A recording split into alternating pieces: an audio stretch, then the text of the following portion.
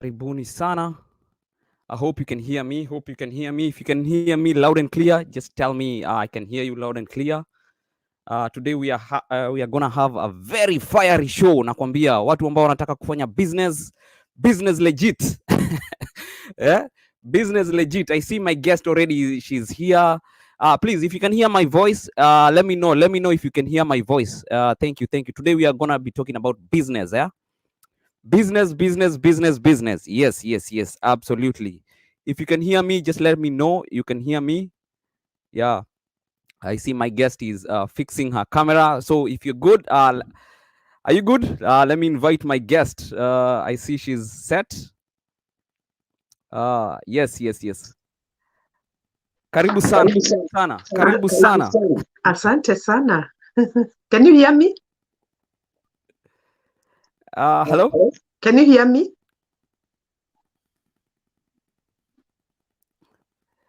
Can you hear me? Yeah. Can you hear me? Yes, I can hear you. Okay. Let's see. I think I'm losing my guest. Hello, can you hear me? Yes, I can. Can you hear me? I can hear you very well. Nakusikia vizuri sana. I think I'm losing you. No, I can hear you. Oh, what's not happening here?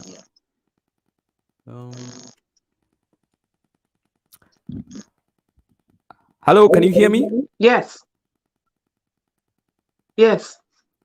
Oh, I think it's my side. I can't hear you properly.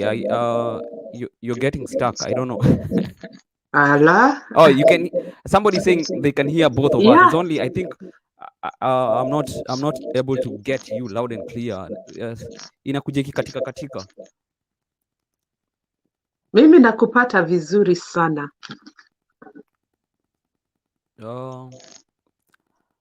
They are saying they can hear the both of us. Let me see.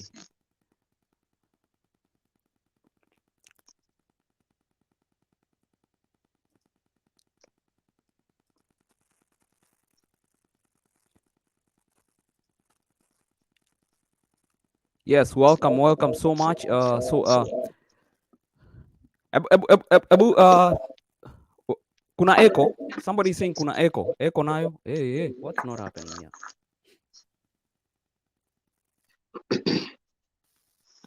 Ati echo.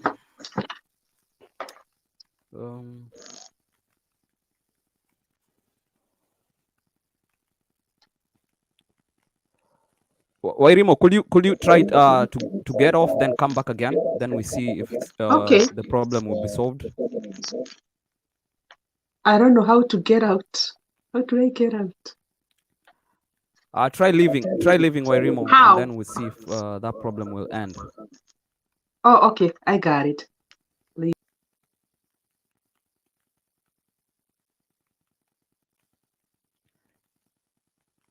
Yes, I think we're trying to fix these as we continue. Please, guys, make sure you share. If you are interested in business, this is the place for you to be.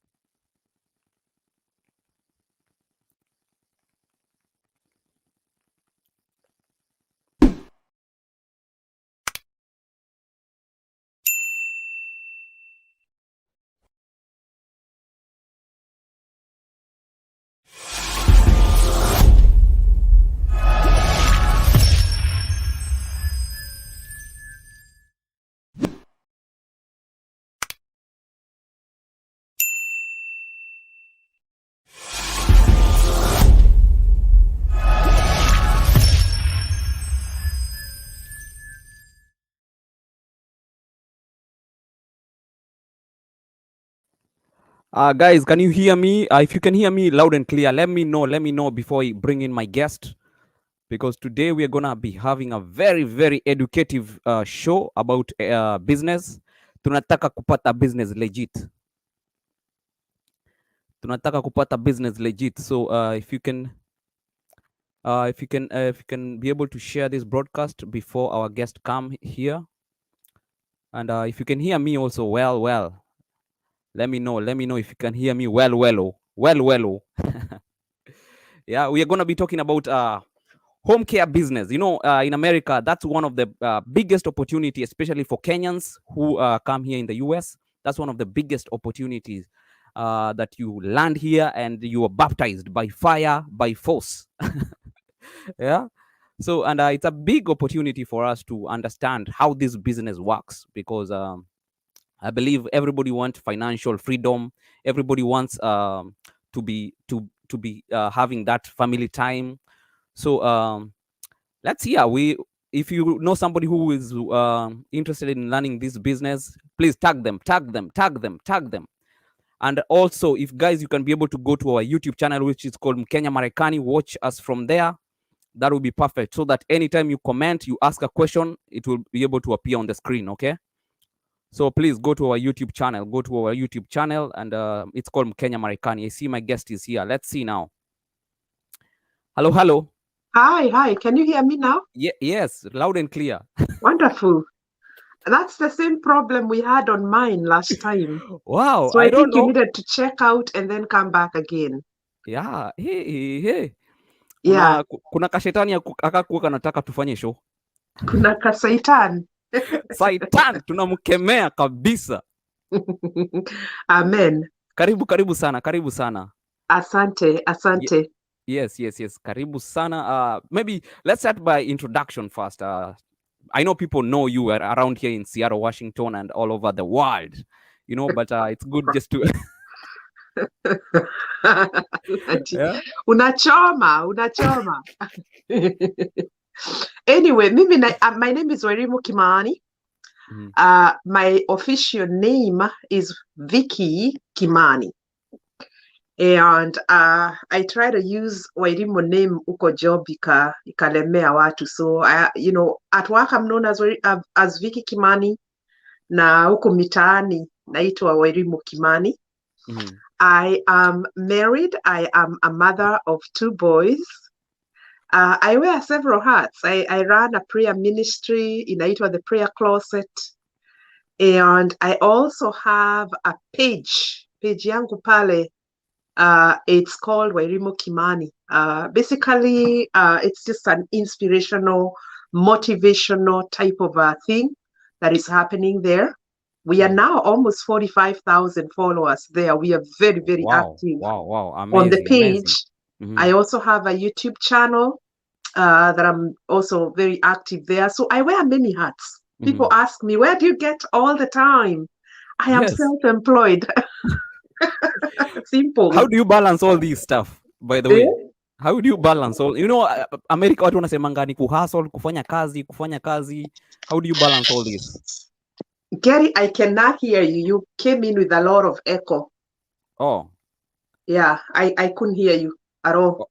Oh, I'm asking, how do you balance all these? How do I balance? Yeah. That's a very good question. Funny enough, it's just planning my day. My day is basically the same. I wake up very early as even 5, prep the breakfast, get the kids ready for school, and then I go back to bed for like an hour. And then naamka kidogo kama 7:30 or 8. Yeah. And then I do my morning programs on my page, and then I go back, I go to work. So when naenda job kitu kama saa 6 hivi, ama saa 7. I mean, I can go to work any day, anytime.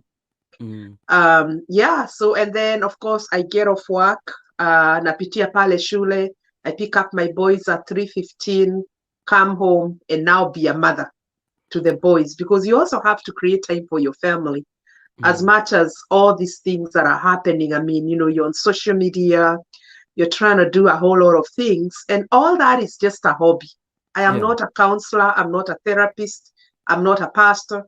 So hizi vitu zote, as far as my prayer ministry is concerned, that's a calling. There's a difference between a calling and a hobby. Kwa hivyo hiyo ya prayer ministry, hiyo ni calling, hiyo ni mwito ambayo niko nayo kutoka kwa Bwana. So that's a separate issue. But the rest of the other things that I do on social media, that's just a hobby. So you just have to create time for your family, because these are things that can really take you away from your family. Social media can be very addictive. We find people spending so much time on it, and then you neglect your responsibility as a wife and as a mother. Biashara zako zinaanza kwenda chini, and then what?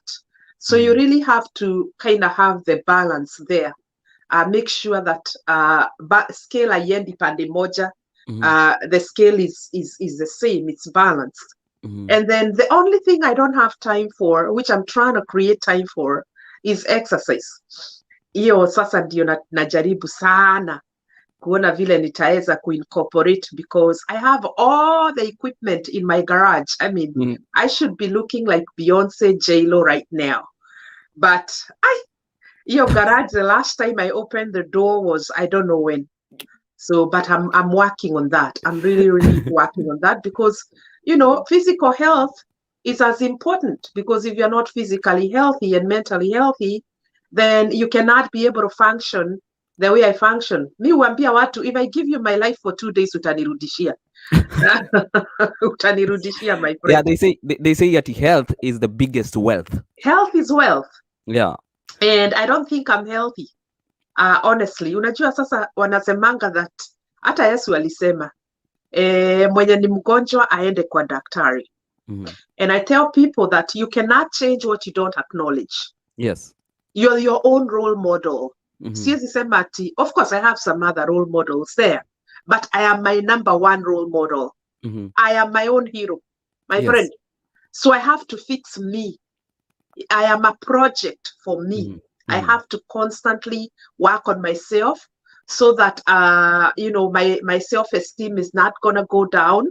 I don't want to sink into depression, kwa sababu unajiangalia hivi unasema, whoa, my friend, uko na tumbo ya 14, ama 12 kama wafuasi wa Yesu.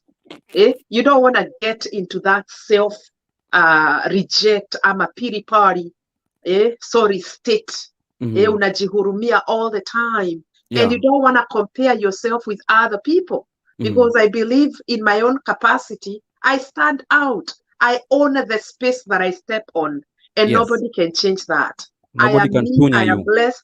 I am fearfully and wonderfully made. I come first. Hata maandiko inasema love your neighbor, but at the same time I love myself. I love me the most. And when you have that self-confidence, hata in the business world, utaenda tu na hiyo moto. Kama unajua kizungu, kama hujui, kama hujasomea ama nini, my friend, when you have that self-confidence, you can own that business space. That's how a lot of business people are able to thrive. Yes, absolutely. Absolutely. Amazing, amazing, by the way. That's a motivational right there. Because unajua, sometimes in the US, especially if you don't have that balance, itakuwa a big challenge. So let's start first things first. How did you start the business that you're about to talk about, so that we see you hear your journey, and then you can take us through? Well, you know, when people come from the US, and you know, you and I had a talk about my first job where I worked with a transgender. Umeingia na mwanaume, umerudi na mwanamke. So, you know, I started out in the home care, healthcare setting. When I came here, I wanted to be, of course, I wanted to be, what did I want to be? I wanted to be an air hostess. That's what we call them in Kenya. I'm a flight attendant. I've always wanted to be a flight attendant. But of course, wakati nilifika hapa, immediately after high school, nikaambiwa, sijui what, healthcare, pesa ni mbio, haraka nini. So you don't even have time to negotiate. Unarushwa ndani, unaekwa kwa CNA, class, unapelekwa hivyo, unazungushwa, yani you're flipped all over the place and you find yourself where you are. And lucky enough for me, when I got into the home care or healthcare setting, I loved it. I loved working with people. It was a little challenging, the culture shock of it, because you end up meeting a lot of people, variety ya watu, different kinds of people. You work with different kinds of people, different kinds of illnesses, and a whole lot of shenanigans out there. Yes. So anyway, I found myself there, worked very hard. And when I was in the process of working, I used to give it my all. I guess part of it is because I was also running a fellowship for the youth. And because I always wanted to be a role model to the people that were I was serving and ministering to. So I took that even in my work. I gave it my all. Yani, kama ni kuosha mtu, yani unamuosha na roho yako yote, hata unaenda above and beyond, unampaka mpaka 𝐤𝐡𝐻. That's how I did. I never just went to work to work. I went there to just serve.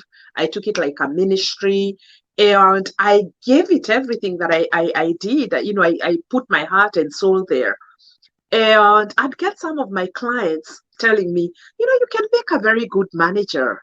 You can make a very good manager. You really do a very fantastic job. And me, Gary, vile mimi niko katika ulimwengu wa kiroho, wewe umepelekana na mimi. I don't take words cheaply. Mtu akiniambia you can make a good manager, naenda kushanda. Rabusa taka nafunga mlango. Napiga ndimi. Naambia Mungu, angalia, huyu ameongea. Na huyo si a relative, it's not a friend. Ni mtu umetumia. Aongee na ameongea na sauti yako nimeisikia Bwana. Sasa tengeneza njia. So anyway, I kept getting told about that. And there's one time I went to work in a facility. So nikaenda kuwork in a facility yenye sasa niko sahi. Hiyo facility, I was adored. Yani nilikuwa napendwa sana huko. Until now, the clients huko wakaanza campaign I be made the manager. Wakasema hapana, they even despised the manager that we were under. Mimi wakaniteua mwenyewe. Wairimu wakapromotiwa. I was promoted by the clients that I was working with under a different company. Wakasema, no, she knows our issues. She's very concerned. She goes above and beyond. And this girl needs to be a manager. So I was made not a manager, but a supervisor. Because obviously they could not have fired the guy that was our manager. It was a gay guy, actually. Very nice guy. I loved him. His name was Andy or whatever his name was. And we got along well with the guy. And we worked very well. I helped him grow as far as his manager, whatever is concerned. I got a lot of clients in that facility. I ended up becoming a sales, brand ambassador. Wow, like I was getting a lot of sales in and all that stuff just from what I was doing. And then of course I got pregnant after I got married. Actually, I got married and then I got pregnant and then I had to leave the job. Kwa sababu sasa mimba imeingia, my friend. Huyu ni mgeni amekuja, a tenant ameingia, sasa naye ameanza vituko zake. Now these first pregnancies, they take you here, they throw you here, mara unasikia sijui nini. And actually when I had my first pregnancy, I didn't even know I was pregnant. Nilikaa hivyo. The first 3 months I was okay, nothing. Of course I was eating a little more than usual, and I realized I'm getting a little hungry, but I was not sick. Not like I was sick. Wakati nilienda Boston, because I went to Boston to minister. Nikaitwa Boston kuhubiri pale. And people started sengenyering me, like women, nimeona umebeba. I'm wondering, nimebeba nani na nini? Allah. So these women, women are women. They know, these women that have given birth, they know when somebody's pregnant, especially these older mamas. Wananiambia nimebeba mtoto, I'm thinking to myself, you guys nuts. Sasa nikaanza kushikwa na makasiriko. Anyway, I went there and ministered. I realized I can't stand for too long. Something was just off. Anyway, wakati nimaliza huduma zangu, I flew back to Seattle, and I started now feeling a little awkward, weird, really weird. And my husband said, you know what? I have good insurance. Go to the hospital, blah, blah, blah, blah, kkk. Kwenda hospital now ananiambia, hey, wacha tuangalie, are you pregnant? No, I'm not pregnant. Are you kidding me? I'm not pregnant. Yeah. Kufanywa ma test. That's when they realized I had a tenant. Mi mwenyewe sikujua. Wow. So from there, of course, with the first baby, both of you, now with my husband and I, were kind of like scared, like hatutaki nifanye kazi ni lift mtoto agongwe kichwa agake. So I had to leave my job. I exited my job, which I loved very much, and I left. And when I left, it was very hard on the clients, and it was a huge transition for them now to have another supervisor, but I left. So nikaenda, and I was out for a while, but I decided, you know what? Zile maneno nilikuwa naambiwa pale, wacha nione vile naweza fanya hii maneno, because right now I'm here, niko nyumbani na mtoto. Let me see if I can establish myself. Now, one of my sisters, my last born sister, has a business in Columbus, Ohio, a huge big business. Yake ni home health, and we are going to talk about that, because there's a difference between home health and home care. Wow, okay. So I decided, wacha ni establish business hapa Washington, and yeah, so she established the business, and I marketed a lot, even with my baby and whatnot. I had some time to go and throw in my brochures all over the place. So I started working with hospice. I somehow got connected with a hospice nurse. Now, hospice is care for the dying, wanaokufa. Ala, tukaanza kupewa ma clients. Now, wakati tulipewa ma clients, the clients would come and last for 2 days, wanakufa, wengine nini, and then so my sister got tired of the business. Akasema, you know what, I want to shut this thing down. Yeah. So she transferred the business to me. We did a business transfer. She transferred it to me. But then I decided I'm not going to do home health. I'm going to do home care, because home care is easier. Home health is where you're dealing with the nurses, doctors, physical therapy, all these clinical people. Yeah. Mimi nikasema wacha mimi ni deal na hawa watu wa home care. Home care is where you're just, it's a non-medical, basically a non-medical setting. You're taking care of clients, but you don't have to worry about their medical problems. Kama wako na vitu wanafaa nini, that's not your issue. All you're there is to bathe them, cook for them, clean them up, give them with their medicine, help them with their medicine, and a whole lot of that stuff. Do their laundry, vitu kama hizo. Yeah. And so I applied through the state, and I said, you know what, is it okay if I change my license from home health to home care? And they said, yeah, sure, but that meant I was afraid that they're going to tell me to shut down the current business and then reopen it. But they said, you know what, just since you've passed, tulikuwa tumepita state inspection mara mbili, wakasema, we are trusting you that you can transition while you're still in business. My friend, it took me a whole year to get that license. It was not funny. It took me a whole year. Nilikuwa na submit makaratasi, zinakuwa rejected. Na submit, zinakuwa rejected.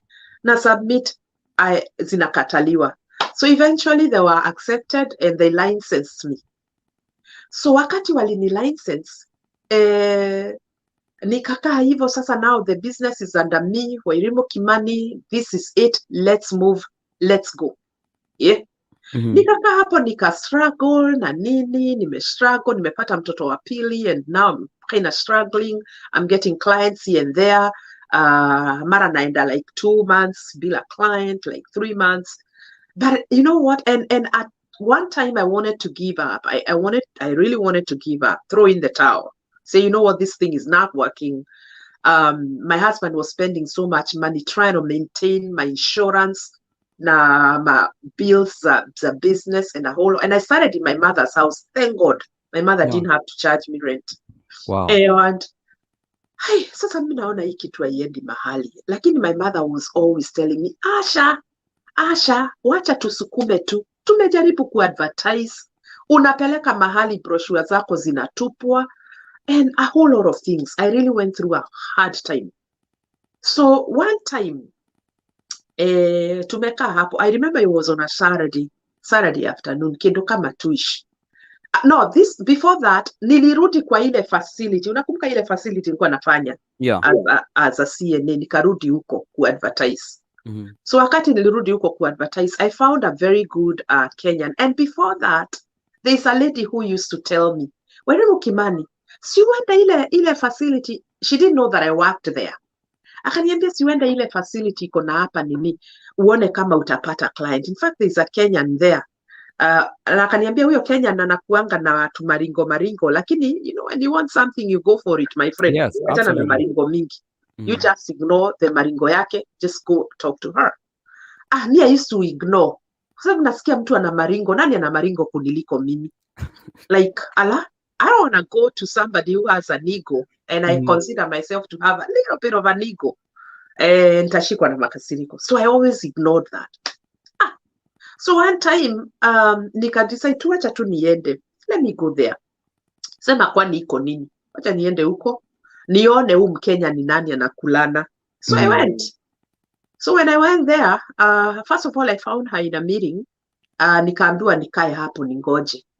And then her manager, who was in a different office, was doing a tour with one of the residents there. Kwa sababu it's inside a retirement facility. Yeah. So there are different apartments because wazee wanaishi. So the manager was doing a tour, and I said, no, I want to see that lady over there. I didn't even know her name. So lady naye alikuwa on the phone, akaniambia ningoje, and then wakati alimaliza nikaitwa huko ndani. So akaniambia, okay, who are you and why are you here? Nikamwambia, my name is Vicky Kimani, and I'm here. I wanted to introduce my business to you. Sasa akaitisha brochure zangu, nikampe information yangu, nikampe. So wakati aliniangalia hivi akaniambia, wait a minute, Kimani, you're Kenyan? Nikamwambia, yes, I'm a Kenyan. And hey, even me, I'm a Kenyan. Hey, yeah, then we started laughing and bonding. Kidogo akaniuliza, wewe nimekuona wapi? Where have I seen you? Niambia, I don't know. I've never seen you anywhere. I mean, maybe I look like somebody you know. Akaniambia, you know, who are your parents? Na nini nikamwambia. She ended up knowing my parents because these are people that came a long time ago. Sasa walikuwa najua the people that had come hizo enzi. So sasa akaniuliza, your parents are so and so. Oh yeah, I know them. In fact, there's one time my own brother alikuwa na Itega, and your mom is the one who made the mandazis there na nini. And I remember, nikamwambia, oh yeah, akaniambia the name of the brother, nikajua brother yake. Yeah. Nikamwambia, yeah, that was the very first Itega nilienda in America when I came here. Because my parents first came to the US and then I followed after. Okay? So, nikamwambia hiyo ndio Itega ya kwanza. In fact, I had landed on a Friday to the US and the following day was an Itega. Tukaenda na kina maadhe hivi. So I was a little bit jet lagged. So wakati nilienda huko, walikuwa naulizana, this place did not have a church. Geri, nyinyi mmekuja mkapata nini? Hakukuwa na church. Watu hawajui kuomba huko. So watu wameenda Itega. Hakuna MC, hakuna prayers, they don't know what to do. They're like pretty much, sisi tumekaa, naona kina madhe wakiulizana hapa, huko godhia ate, nani anaongoza hii kitu? Saa madhe akiambiwa ongeza ya dikwenda ni, me I stood up with my boldness. I stood up, I said, let's get this thing to order. Na ujua mimi ni mdogo. Yeah. So people are wondering, who is this chick? And so no, it's getting late. We really need to have a little bit of a small program here. And then ule mama mwenye na alitana hii Itega anaweza chukulia. So me I started singing a song and then I got into some very deep prayer. Nikaombesha, nikasema, okay, Oreo mwenye alituita hii Itega, it's your turn. You see, they needed somebody to lead this thing. Otherwise tungekaa hapo, watu wanakunywa pombe huko, wengine sijui wanafanya nini. But when I stood up, everybody came together to listen. Like I commanded with my presence, nika command for attention. So, and I coordinated the whole event very well. Pesa ikaitishwa, tukaomba, tena nikaomba, tukafunga, tukaenda. Little did I know that I left a very big impact there. Watu walikuwa nauliza, kaile tukauli, huyo mdada ni nani? Mulisikia ya mapi? Mulisikia ya mapi? Because I came saved and I'm still saved. And I had purpose that I'm going to live for God in America. I don't care what is here. I'm still going to live for God. Watu wakaulizana, huyo msichana ni nani? Ni wao. Wakajua, my mother alikuwa anaitwa nyina wao Maitha. Nyina wao Maitha. Nini nikasengenywa huko, story ikaisha. Na mimi nikaendelea na maisha yangu. So down the road, and this is, you're talking about almost what? When did I meet her? Almost 17 years later. 17 years, that's a long time, Gary. Yeah. Is when now I'm meeting this girl. I'm meeting this girl whose brother is the one who had the 𝐻𝐻𝐻𝐻.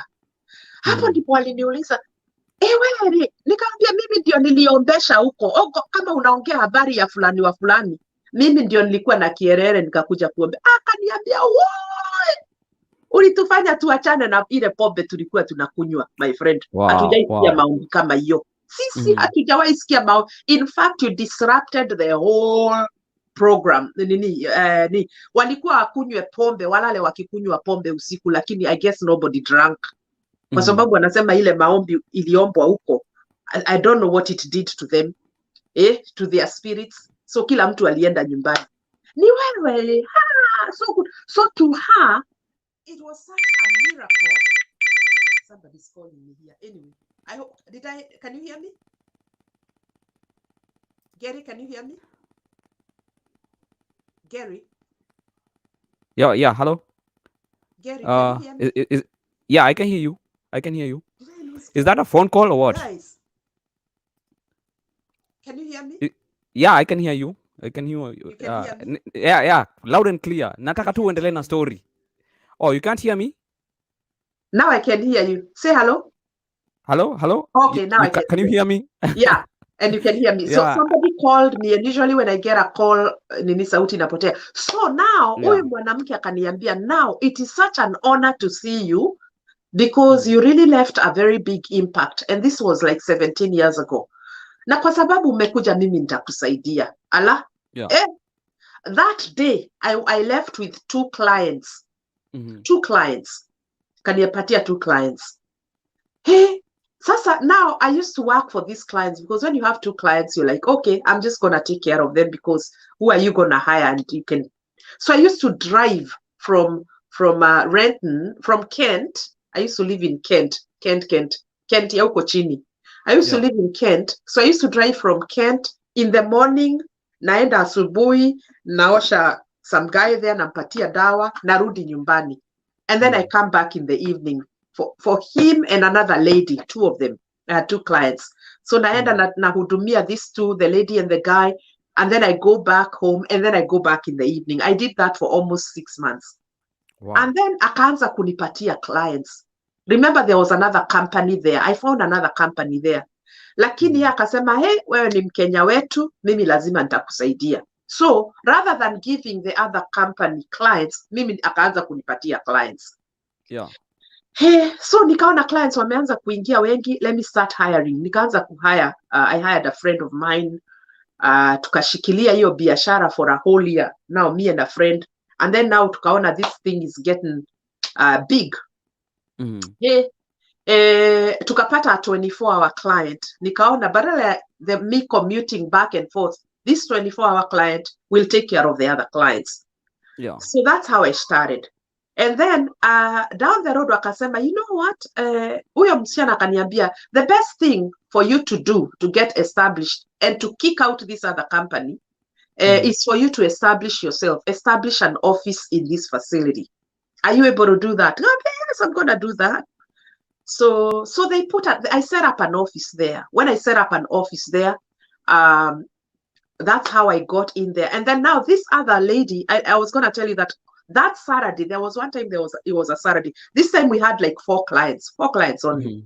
And I remember a Saturday when my husband was complaining, akasema, 4 clients ni wanini, let's just close this business. It's not making sense. So nikamwambia, what I'm going to do, it's really not making sense. There's no enough revenue. Wacha nifanya hivi. Because there's a business office in Kent. Nitaamka Monday, niende nifunge. Niende niambie Vivian, I'm done with this. I can't do this. That Saturday afternoon, hii maneno tulikuwa tumeongea like 12. Kedo 3, nikapigiwa simu. Nikapigiwa simu na the owner of the other company that I found there. Akaniambia, Vicky, I really want to phase out. I'm tired. I've been doing home care for 20 years and I'm old and I'm getting tired and I need to retire. Mimi nataka kuretire. I'm moving to Hawaii. I wanted you to take all my clients. Ala? Me what? Akaniambia, I don't want this business. I'm done. I'm retiring. I'm old. I can't do this. She was in her late 60s. Wow. Nikamwambia, are you sure? Nikamwambia, because now this is a short notice and I don't have enough staff. Give me until the 15th. It was on a September. Give me until the 15th. I organize myself and then take over from you. I can't just take over from you just like that. Ujue sina business training. Nasi, I don't know how to. I have not been handled. I have not been taught, or rather, sijasoma to handle a volume of clients. So this was huge. This was huge. I was going to become a CEO. No kidding. Yeah. Hey, sasa ni kutafuta watu wa kufanya kazi. On top of that, now I have to figure out how the paperwork of these clients, how to, what are we doing for them? Siwajui majina zao, na nini. And it took 15 days for me to learn all the clients. I got at one point, nilipewa 27 clients. Remember, I only had 4. Wow. 27 clients. So I really had to hire a lot of people, about 18 or 19 at that point. So nikahaya tukatrainiwa by the girls from the other company. And so we transitioned. That's how we transitioned. And the rest has been history. Wow. Amazing. Yeah. Wow. Guys, I'm telling you, if you have any questions relating how to start the business, what it takes, just shoot your questions. Wairimu is here to answer all your questions and she's well versed, I'm telling you, to answer any question regarding this issue. Yeah. So like for example, how much did you to start with? Like the capital was kind of like approximately, like what is the number like? Well, for me, remember I inherited a business from my sister. So my sister first laid the foundation for me, and then I took over from her. Now, in order for me to take over from her, I remember I paid about 2,500 for the license, home care. Lakini hizi vitu zingine kama my equipment, manini, kila kitu nilikuwa nayo. So the only money I spent was like 2,500. I did spend some money for marketing. I did a lot of marketing, of course, the brochures, nanini. So I would give it around, for me, this is because I had the furniture, I had the fax machines, I had a lot of stuff. I had the business equipment, na nilikuwa na furniture yake. So for me, I'd say I spent about 3,500 basically to take over, get registered, the marketing, and all that stuff. I don't think I spent more than 3,500. And this is a while back, so yeah. Somebody is asking here, Mama Malaika is a very big fan to Mkenya Marekani, and she's asking, what do I need to start from scratch? Of course, you need to register your business through you have to register your business with the Secretary of State. Meaning, if you're calling yourself Mama Malaika Home Care, you do that online. I think that's like $15 or $10. Once you lock and secure the name, now the other one is through the Department of Health. Now, here is what is happening now. There is a huge change because when I started, Gary, there were no classes. Ni ile tu mnaambiana na watu, unafanya nini? How do you go about this? And then people are so stingy with information. Siku hiyo watu hawakuwa napeana information. In fact, those days I started, people are discouraging me. In 2013, watu walikuwa na discourage. hii hata nani Kimani watakoma alijaribu angana nani wa nani akajaribu akaanguka, hii uwezani nayo. That was the vibe back then. And then wakati nilifanya research ya home care companies, nikaona there is 300. When I started, there was 300 home care companies just in the King County. So that is another thing that discouraged me. I'm thinking to myself, 300? Oh my God, how am I gonna penetrate? But then I told myself, if there's 300 of them, and actually it's my husband who said to me, kama kuna 300 of them, what is wrong with yours becoming 301? There's no problem. Because I have a husband who is very, very, very, he's very supportive. He's very positive, very supportive, doesn't believe in failure. And I believe ukianguka, amka utembee, wacha kulia, you know, things like that. So, of course, you lock your name through the Secretary of State, and then now you have now to apply the home care license. Now, here is the thing. Like I said, back then, we were relying on information from people who are not giving the information. So you have to go online and figure out the information for yourself and set yourself up. This time around, there is an orientation class, a 90-day orientation class. You sign up, and it's a free class through the Department of Health in Tamwater, Olympia. You sign up for that. I think it's a virtual class. Before COVID, it was a real class, sit-down class. Mwalimu wako pale anawafundisha. Sasa it's a virtual class. You take the class. This class will give you all the information that you need to get established. People ask me, what information can you share? I cannot, because the rules have changed. Everything has changed. The way they inspect the old people when you're tumeingia business, you know, hizo enzi za kale, is not the way they're inspecting the current people that are starting home care. You know, it's not the same. Us guys, when they come, they're now reintroducing the new rules to us, which we don't know. Wanatuambia, oh, by the way, we stopped hiring NARs. We are now hiring CNAs and HCAs. Hizo vitu tunaletewa during inspection. Lakini hawa watu wenye wanaenda kuanzisha hii biashara, you can learn all these things in one package in 90 days. That's the good news. It was not like that when I started. This is why I didn't get licensed immediately. It took me a whole year. A whole year. And then there's what you call the policies and procedure. That is a whole document. My policy and procedure document has 95 pages, which I wrote on my own, Gary. Wow. 95 pages. I used a little help from one of the nurses, a friend of mine who's a nurse.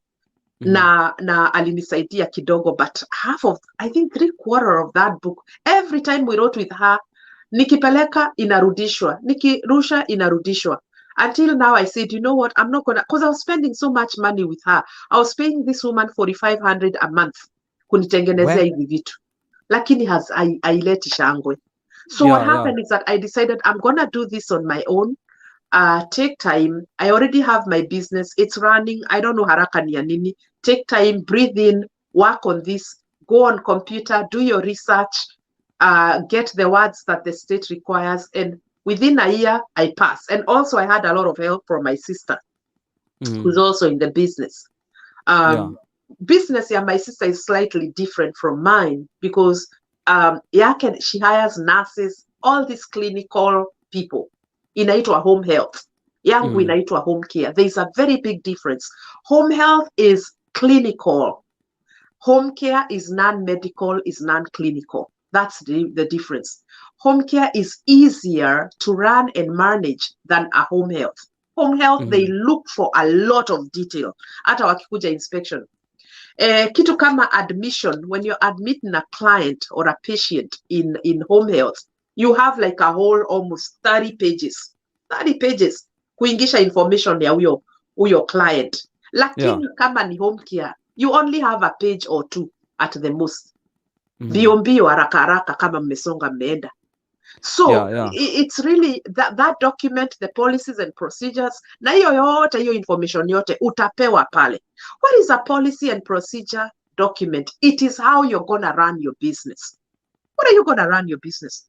who are you gonna employ, role yake itakuwa ni gani? Kama mimi I have an office assistant or an office manager, nimeandika role zake. I have a manager, nimeandika roles, responsibilities zake. Niko na supervisors, nimeandika ma responsibilities zao. CNAs and HCAs, nimeandika responsibilities zao. Are you doing background checks when you're hiring these people? How are you gonna pay them? How are you gonna admit these clients? Yani, it's that document now. Iyo maneno yote, how you're gonna run your business is a document by itself, and is what it's called a policies and procedure. That is the hardest to write. People pay a lot of money for that. I did it on my own. You don't want to share that document because you're basically sharing your whole life. You don't want to do that. And if you share that document with another home care company, state nayo ni ingine. Because if they are inspecting, they basically have wengine, kama let's say for instance, hawa watu wenye wana inspect iyo area yetu, Burien, Normandy, Des Moines, if I was to share my document with somebody within that jurisdiction, kuna mtu atajua hizi niliziona mahali. And it's a very big fine and citation that can affect your business. So that's why I keep my document private. Any other question I can answer? So like for example, I know a lot of people maybe outside America, like for example in Kenya, because there is somebody here asking, Hot News 254, if one gets employed in such an organization, how much can one earn once someone migrates to the US? The first thing is you have to be here, right? Can you maybe can you employ somebody from Kenya, like for instance? No. They have to be here first. They have to be here. How are you gonna work? Mtu utamtuma kwa client na ako kwao Denderu. Ama Mushadha. No, they have to be here. Na for me, I have to hire people wenye wako na makaratasi. I do that because I am not the one who does the hiring. I'm not the HR manager. Mimi niliona sita deal na watu as far as hiring them is concerned. The only thing I deal with ni wenye already that have been hired. Lakini the hiring process and procedure is handled by another person or other people. So how now they are trained? They are trained. Again, they follow the policies and procedures of hiring. Wataitisha kila kitu, lazima wataitisha. Wataitisha kila kitu kinahitajika. You know, the social security, if you have a green card or a work permit, hizo vitu zote wataitisha during the enrollment or application process. However, wakati wa COVID, they were allowing people to work. Walikuwa na allow watu kuwork bila hata karatasi. Not me, but they were. So I heard that there was such a shortage of workers that they were now hiring everybody, anybody and everybody. You know, they were doing that. Other companies, major companies, big companies were doing that. And so basically mtu akikuja hapa, wacha nikuambie ukweli, utapata kazi. Hata hiyo ya nini ya home care utaipata tu. Kuna watu ambao that bend the rules a little bit na wanaingisha watu in their own way. I hope I have answered. And you'll make good money. You'll make good money. Pesa iko kwa home care. It depending again on where you're working. Hot News 254 nauliza, how long does it take to study the CNA course? It's a very short course. It's about 5 weeks, 4 or 5 weeks. If you're doing full time, kama unafanya Monday through Friday, then it's 4 weeks. If you're doing weekend only, I think weekend or evening classes, is about 5 weeks. I did mine within a month. By the way, those classes have been compressed. Those classes have been so compressed. What wanafanya in 1 week? A whole CNA course. Really? 1 week, Wow. Sisi tulifanya sasa ile kienyeji style ya whole month. Lakini how would you wait. How do you do a CNA class for a whole week? Na clinicals, J? What about the clinicals?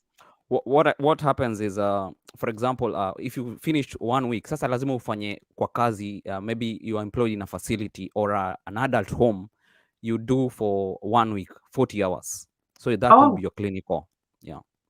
So at the end of the 40 hours, lazima wakusainia waseme, you've done this skill, you did it perfectly, you've done that. So there's that paper you have to take back to your school to show that you've actually completed the 40 hours.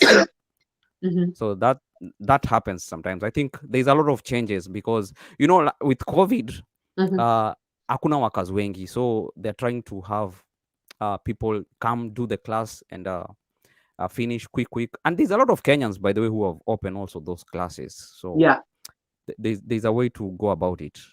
Sasa, before that, it was kienyeji, like you follow the book. I mean, you follow that class, you follow the books like crazy. And I like it. I like the kienyeji way because you learn a lot of things for real. You're not rushed. You're really not rushed. Some of the things that I do, even in my line of work, is I basically follow what I was taught in class.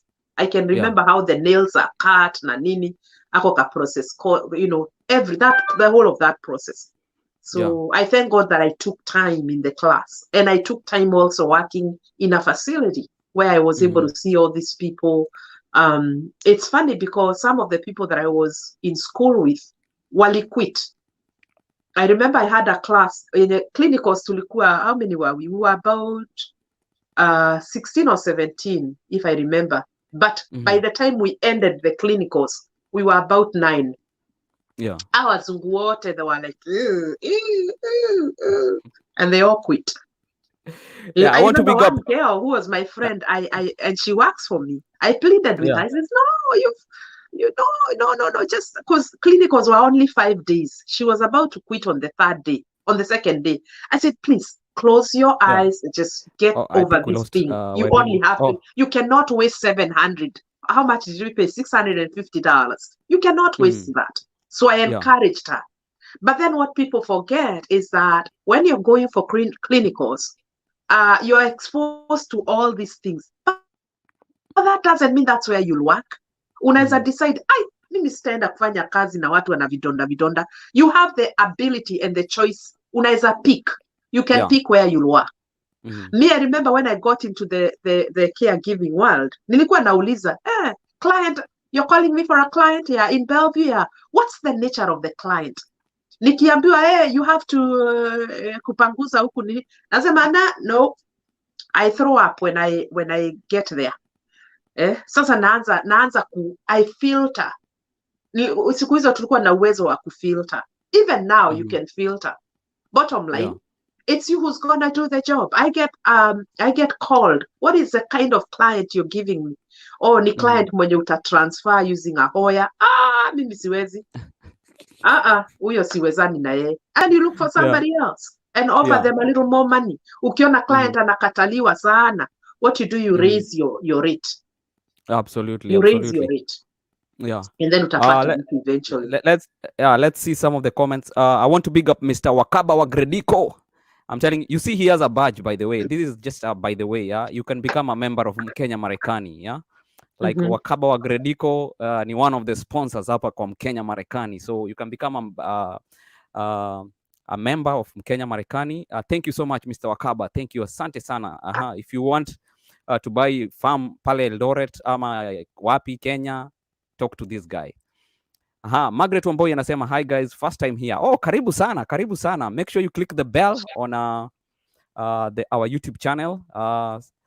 Cynthia, knowledge is power. Thank you so much. She's all the way from Canada. I've hosted her in Kenya Marekani. Amazing and informative content. Thank you so much.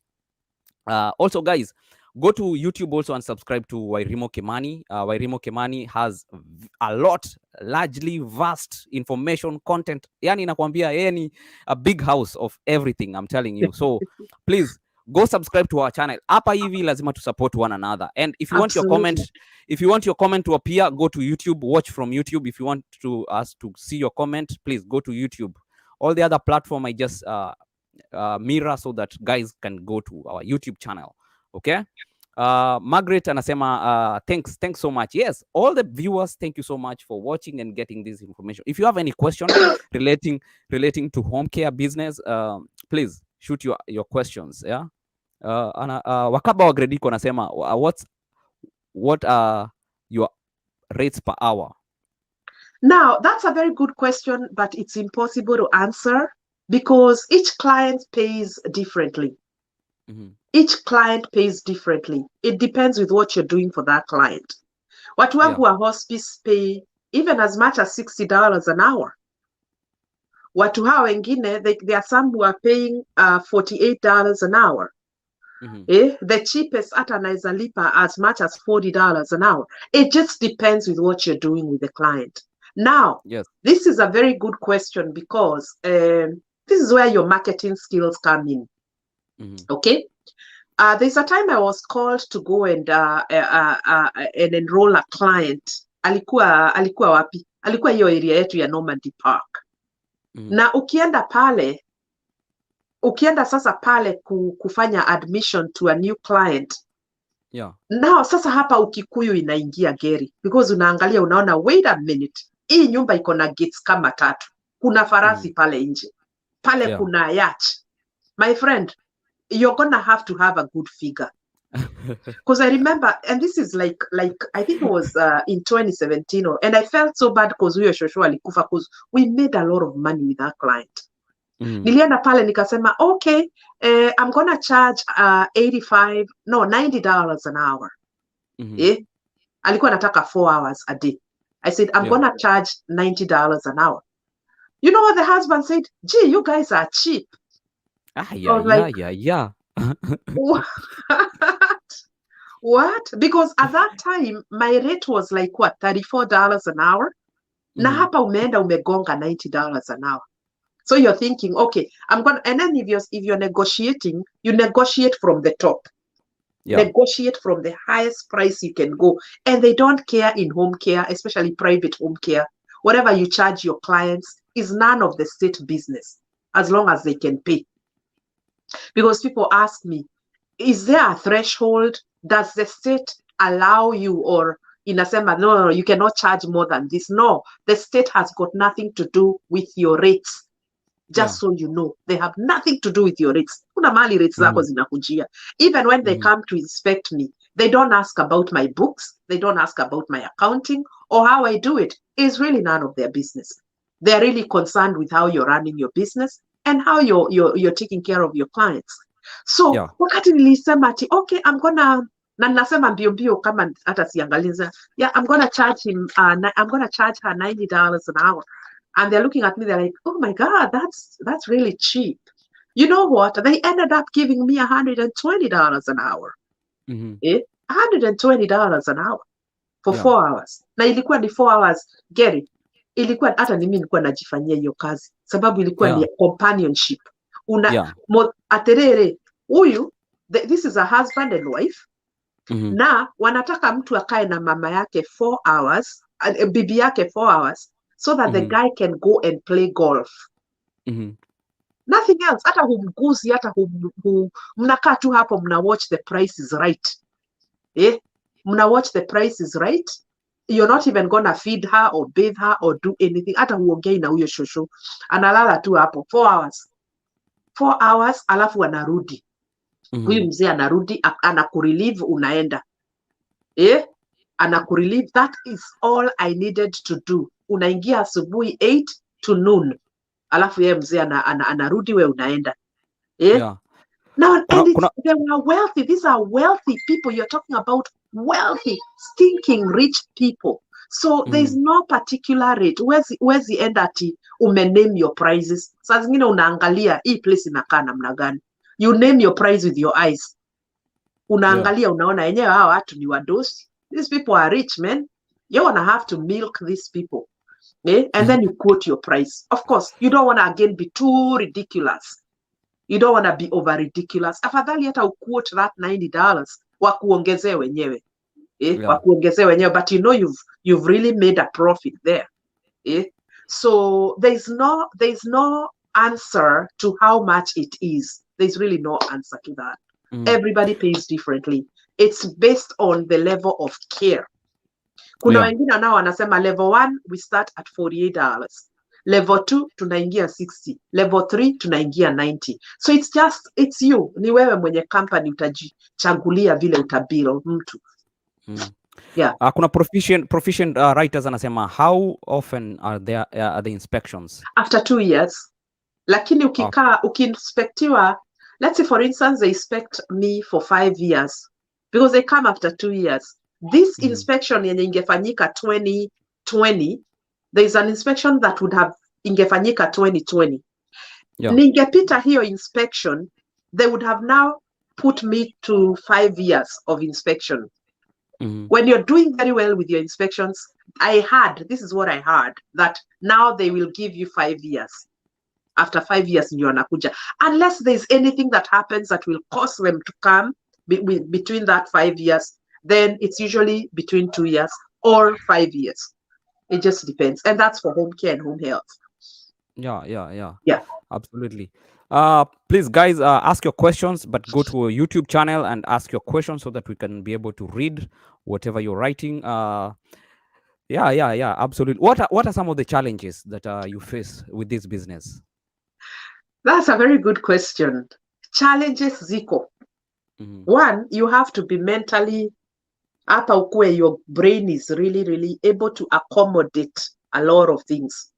Kwa sababu, and you have to also you have to have the knowledge of conflict resolution. Conflict resolution, if there was a scandal or a situation, how do you resolve that? You know, with professionalism, how do you resolve that? Yeah. So there's usually a lot of conflicts. Maybe ni patient, ama client wako, familia yao ni racist. Labda wanataka tu kukuendea tu hivyo. You have to have the words. You also have to have the strength to be able to stand your ground and fight this madness, because a lot of them are crazy. Some of them are crazy.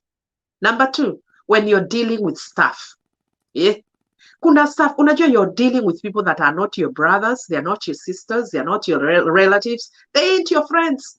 They ain't your friends. So you're dealing with people that are coming from different settings. Sasa, kuna wakati nimeandika watu bipolar people. And then now they are there with their mood swings, ama wanaleta vituko kazini. Then what? Sasa you have to have the knowledge to neutralize that madness. Number three, when you fire people, ujue hujui. There are people who go out there and set you up to fail. Mimi have been reported to the state kwa sababu I fired a manager in 2020 and they reported me 2019 and they reported me to the state. Now, if your books are not right, kama huna documentation na paperwork yako sio mzuri, utajua hujui. Because obviously when you're reported to the state, the procedure ni state ikuje kwako. Ikuje sasa ifanye investigation. Iongee na hao ma clients wenye you've been reported about, waangalie paperwork yako, waangalie kila kitu. So if they find any fault or anything, then you know you're gonna go down. Okay? Number four, it's the staffing issues.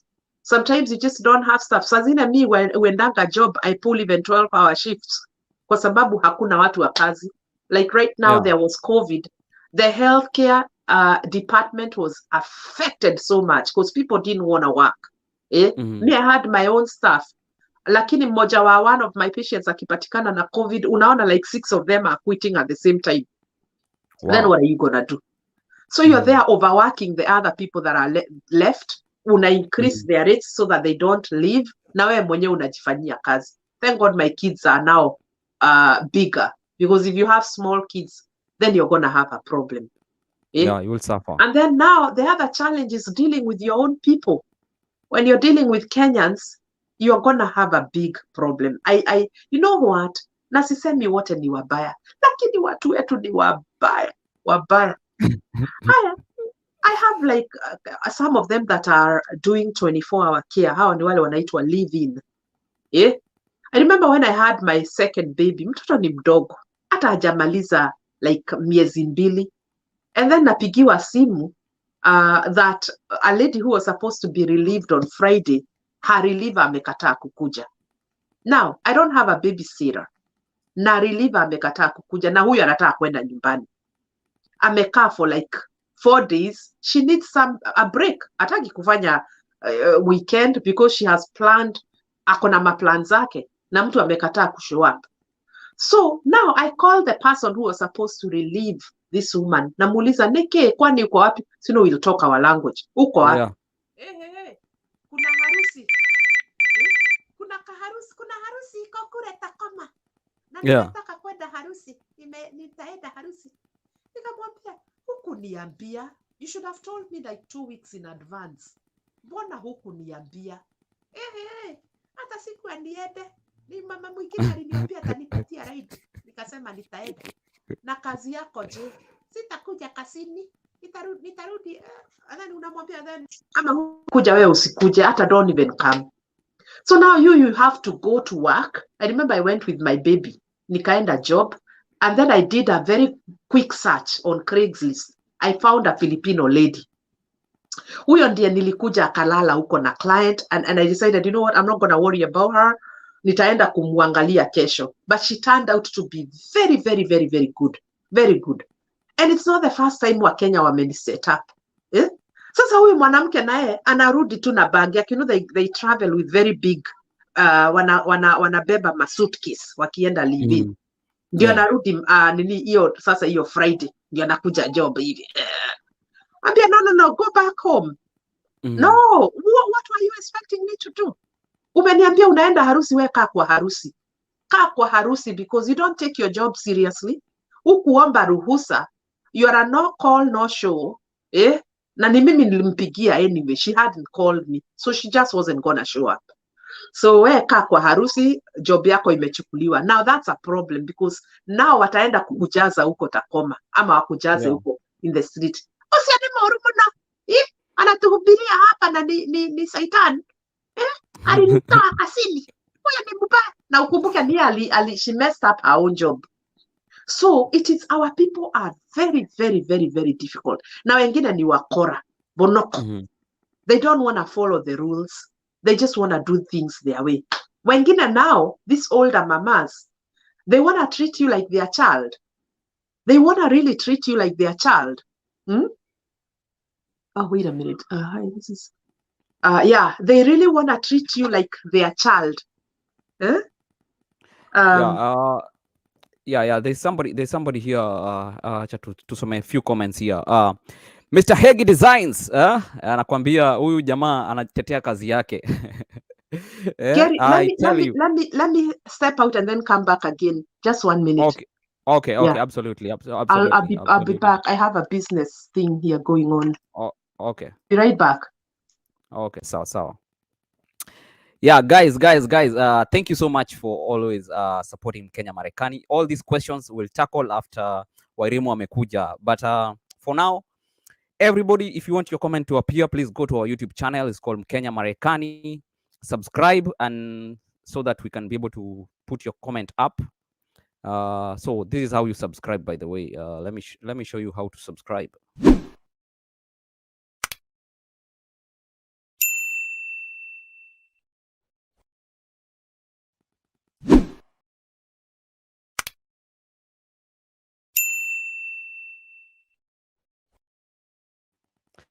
Yes. Thank you so much. Mkenya Marekani is all about giving you information. We've been talking a lot about green card. Some people are asking if you can work at that type of a job when you're in Kenya. No, it's not an online job. You have to be there physically. So, and some of the opportunity for you to come and work here in the US, ni kama, for example, umeshinda green card, you can come. Because if you come as a student, you can only work in your campus, which is college, for 20 hours. You're only allowed to work for 20 hours. So I see my guest is back.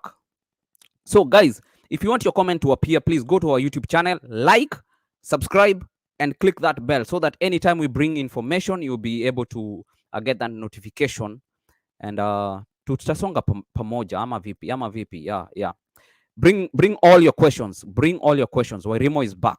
Wairimu is back with a bang. Karibu sana. Asante. Somebody was calling me. Hello? Can you hear me? Oh, umekwama tena. I think maybe toka tena alafu ingie. Okay. Let me see. Oh my gosh. as we fix that technical hitch, please go to our YouTube channel and comment, bring all your questions. Sometimes some of this information that we talk about here, mostly you find that not everybody can give you the right information. Unauliza mtu kitu anakuambia no guy, no jeso, no guy, lakini they're not giving you the right details for you, because there is nothing you lose by lighting someone else's candle. Okay, as a matter of fact, the light improves. Yeah, if 5 candles light up in a house, the light will be brighter, so we don't lose a thing by lighting another person's candle. Okay, so yeah, watu wameingia kabisa, watu wameingia. Haya, Wairimu nakuona sasa. Haya, karibu sana. Asante. Can you hear me now? Yeah, kabisa. Hii sijui ni simu yako inataka second baptism. Hata sijui. Every time I get a phone call, because inaleta confusion. Hii simu yangu ya business just messes the whole thing. Yeah. So otherwise nilikuwa naongea habari ya challenges. Yeah. Na nikasema Wakenya ndio wanafaa there is just a problem with our own people. So you can't rely on your own people. Either wengine wanakuanga na wivu, wanakuanga tu na shida zao. So like I said, there are those of them that are older that want to treat you like as if you are their mother. I mean, they're your mother. So now they don't want to follow the rules. No. Sasa tena ukiwaongelesha as their boss inakuwa tena ni shida. And then what? So it's very, very challenging to deal with some of these people. You want to help them, you want to give them a job, but then they don't want to respect you. They don't want to put you in your role, because bottom line, if anything happened, the state is coming for me, not for them. So I really have to up my game and be very tough. Na nicheze kama mimi. Otherwise, nisipocheza kama mimi, then I'm going to have a problem. Now, the other thing is that, again, our own people, I remember when I was starting my business, there were so many people that were in positions where they could have helped me, but they did not. They acted like they will, they're on my side, but they didn't. And I usually say this in every interview that I do, is that I remember one time, nimeenda kwa madhe, nimeketi tu hapo, niko na mabrochure zangu hapo, nimezitoa Costco, like a lot of brochures. And I had spent a lot of money because I had had Costco create that brochure, the logo and the brochure for me. So I had spent a lot of money, almost like $500. So nimepanga mabrochure hapo. My friend, mama mwingine akaingia from one of the hospitals here. Akasema, ulifukua kazi. Wacha nichukue brochure. Uko na gapi? Nikamwambia I have about 100 of them here. Na niko na zingine nyumbani. Zilete zote. Nitazipelekea social worker huko. Nazipelekea social worker huko, hata ni rafiki yangu. In fact, we had gone with her for lunch not too long ago. Me, I'm thinking, pesa imeingia. My friend. Nikampatia mabrochure zangu zote, akaenda nazo. So now wakati alienda na brochure, and there was 100, I think there was 120 of them.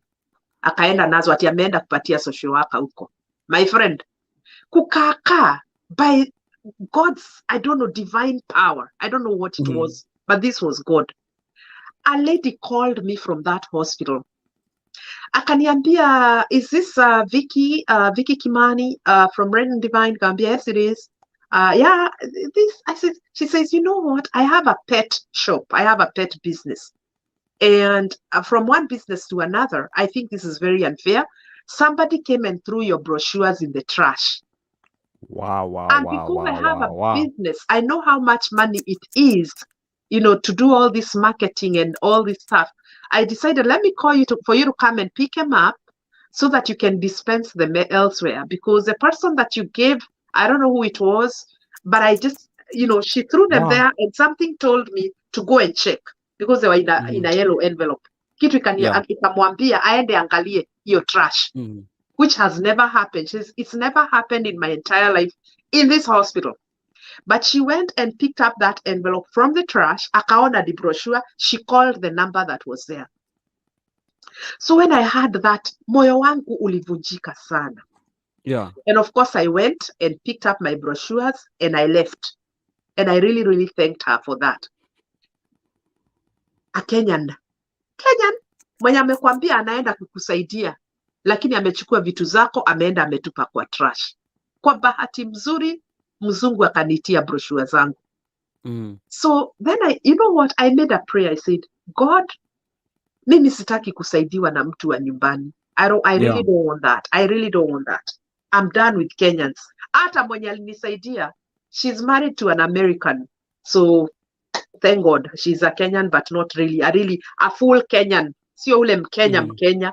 Kwa nimesema mimi sitaki any dealings with Kenyans. But it was crazy. Can you imagine somebody sabotaging you like that? Eh? Wow. Hata madhe alikuwa anasema, "Hey, Moire." No, I'm not going to tell. Sijai mwambia to this day. But I'm thriving. Not because she helped me, but because my help came from God.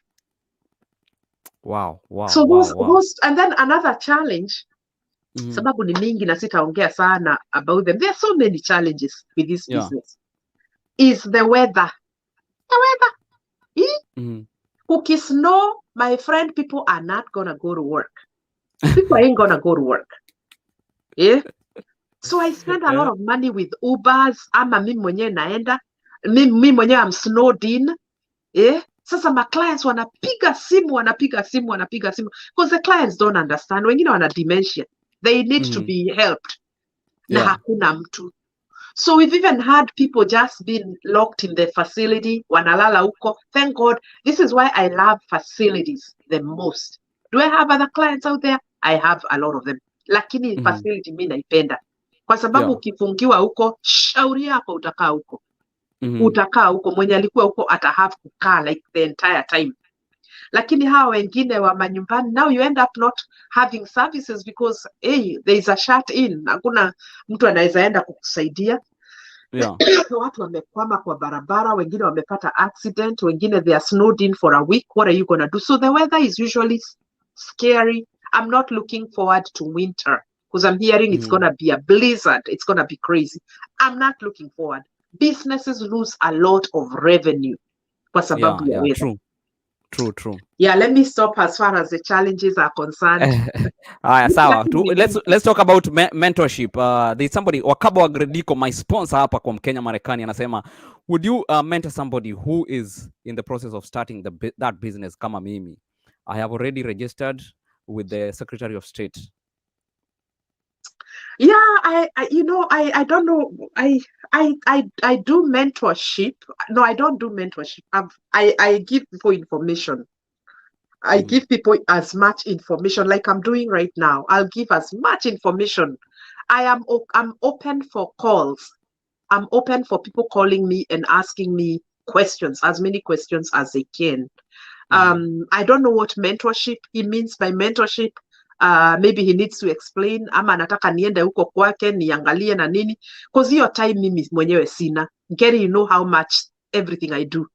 I don't have time to kwenda kuangalia ama kuinspect makaratasi za watu na nini. I don't have time for that. But I'll give you as much information as I can. Guess what? Me, I was not mentored by anybody. No, even my sister, when I changed from home health to home care, she did not know anything about home care. Hizi ni vitu mimi mwenyewe nilihave kuomba and do my own research. And, even the person that I took over the business from did not give me as much information. Mimi ni Mungu tu alinisaidia. And, do a lot of research. Go online. They have a website, Department of Health. There is a home health website. You can follow kuangalia the laws that have changed. Right now we have COVID. Obviously, some laws in Washington have changed and a whole lot of that. But I am open for calls. You call me Monday through Friday between the hours of 11 to 5. Hey, if you have questions, I will answer. And I get calls from a lot of people. In fact, I have a lady who was calling me all the time with questions. Now she's established in Puyallup. Wow, amazing. Puyallup pale, and she started her home care business. She has about 6 clients, and she's doing very well. And every county every county has different rules, right? Like King No, County, or is the no, same? no. Department of Health in Washington, same rules. Same rules. Washington is Washington. Arizona Yeah, nayo iko na kwao. yeah. California has its own. But Washington is considered to be the tightest place with rules. Hapa ndipo kuna rules and regulations, my friend. Washington. All Yeah, right. kuna Jedi Wageshuki anasema ati give us those opportunities if fellow Kenyans have refused to work. Hawa wametosheka. There are very hardworking people out here like us. So the first thing we said, first of all, you have to be in the US. Yeah. That's when nilikuwa napigia debe sana vitu za green card, because when you come in that manner, you'll be able to work like directly. So but I didn't say that other opportunities za kukuja huku, they are not like, you will not prosper. Any other opportunity you can prosper, but for you to work like immediately, green card is one of the easiest one. So about lottery, it's about luck as well. So Wairimu, unaweza muadvise huyu aje? Yeah, you really have to find your way here. You cannot get a job unless you're here. So huyo hata sijui nitamjibu namna gani na ako Kenya. So you just get here, get your relatives and friends to invite you, ukuje ufanye zile soma watu wanafanya huku, and then get into the job world. There is nothing impossible, but you have to be here. Yeah, soma, umesema mambo ya soma. Watu wanafanyanga masoma soltuku and they thrive. Mungu anapitia kwa njia mingi akikuja kutubariki, my friend. Me, I don't judge people. Nilitoka hiyo class ya kujudge watu. No, you cannot judge people. By the way, you can prosper in any other way. Like there's no given way, like ukitumia hii njia ndio utaweza. Yeah. We just talk out of maybe experience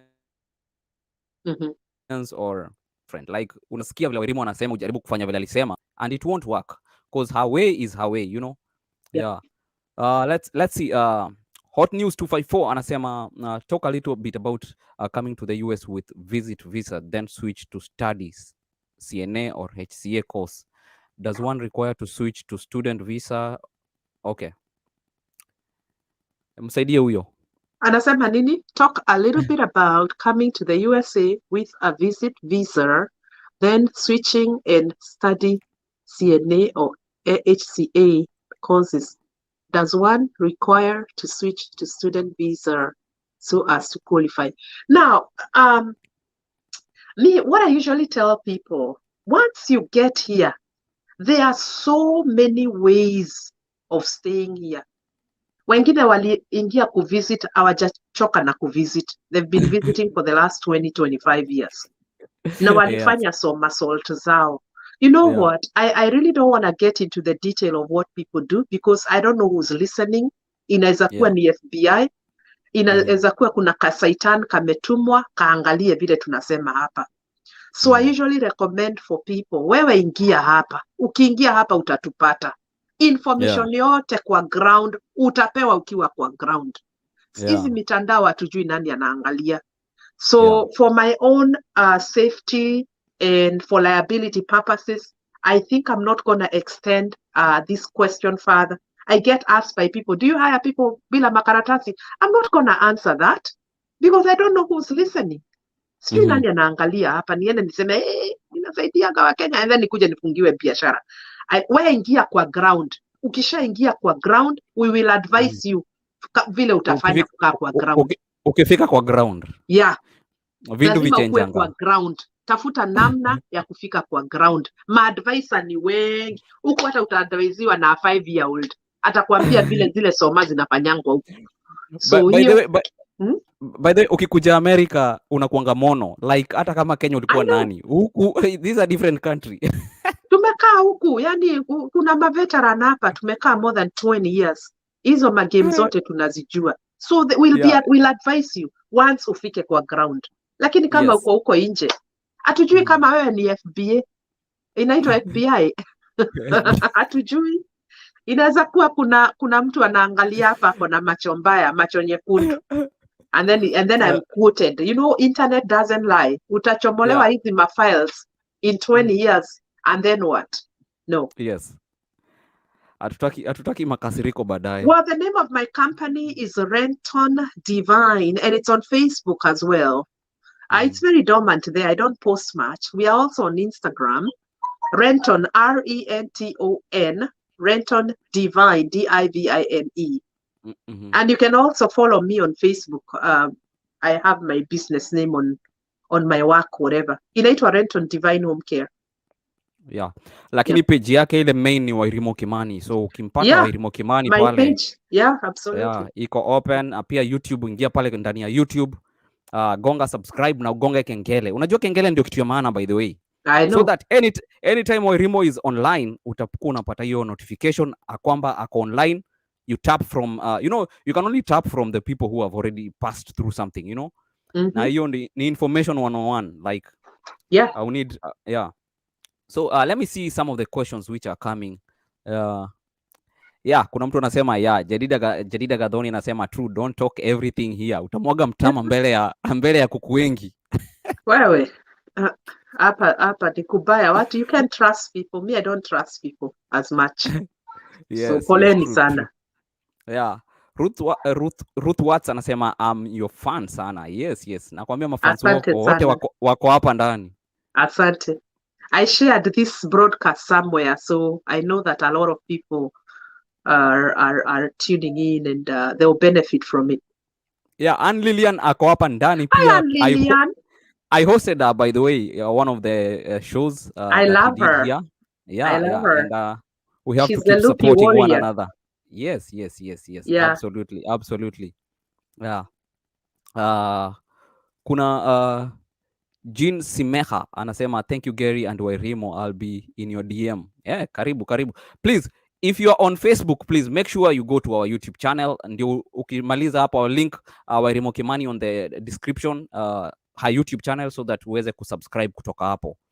Yeah, and that's how we build one another, because ukipata information kali bana, pia wewe support huyo mtu mwenye anakupatia information, ama ni aje? Yeah, kabisa. Yeah, and Lillian also say I love you guys. Thank you so much. By the way, I did a video with her. You can go to my channel and you will be able to see her story on my channel. Yeah, so sijui kama uko na any other words unaweza patia watu wenye wako interested kufanya hii business. The few advantages of the business is that you meet a lot of people, you meet a lot of families, you bond with people, you learn a lot of things out there, various diseases, equipment. Then you learn a lot of things. Knowledge is power. Absolutely. And you learn a lot of. Mimi, I don't stop learning. I don't stop learning. There's a guy I was tuliletewa pale. The guy has a disease called ALS, Lou Gehrig's disease. And hiyo kitu hata sijaisikia. Then you start learning about these diseases, and it's so much fun to learn. That is the number one advantage, is that you learn a lot of things. You're exposed to a lot of information and a lot of knowledge. Number two, this is a business that has money. Iko na pesa, lakini sitaongea sana habari ya pesa. Yeah. And then you're free. Yani, you can plan your schedule wherever. Kama wakati wa COVID, I didn't have to work from my office. I was working from home. In fact, the whole entire year, nilienda job kwa ground very few times. Nilienda kwa ground. I really stayed home most of the time. 95% I was at home. When the kids were doing virtual learning, I was there with my child. I never missed a day with virtual learning. Na niliona watu walisumbuka sana, because you're wondering, ni mtoto nitakaa naye ama ni chakula nitaenda kutafutia. So those of us that have businesses, you have the choice and the ability to work from home. In fact, you can work from anywhere. Sometimes I take my laptop to Vegas and I'm able to monitor my business. Ama naenda nayo wherever. I'm able to monitor what is happening there. And then, of course, number three, you're not hired by anybody. You're not hired by anybody. You're really making the rules. People are following you on your own time. Yeah. Saa zingine nasikianga, sina usingizi. I wake up and go to my office to work. I can go to my office and work. Even in the middle of the night. Nishaamka hapa at 12 ama 1. Naenda. naenda job kufanya kazi, or just chill there. Those of you that follow my page, those videos that I used to do in the middle of the night, iko job. Kuna mtu amenituma huko, but I go and help the night staff. Ama naenda tu hivyo tu natokezea. And I'm able to do a whole lot of things. A whole lot of things. Nikiwa job. Now, a CNA can earn as much as even $25, $27. It depends with where you're working. It depends with where you're working. Wengine wanalipwa 17, wengine 18. Hata wengine wanalipwa 16. Again, it depends with where you're working. And your experience as well. Ati definite ati unaweza ambia mtu ndalipwa pesa ngapi, inategemea na mahali utafanya kazi. Kuna mtu anasema hapa hot news. Thank you so hot news bana, amekuwa hapa. Yenyewe hot news amebenefit kutoka kwa hiki. Hope umesubscribe bana. Umebenefit. Huyu jamaa amekaa kuanzia hapa tangu tuanze. Thank you Wainaina and Wairimu Kimani. You guys are so helpful. Absolutely.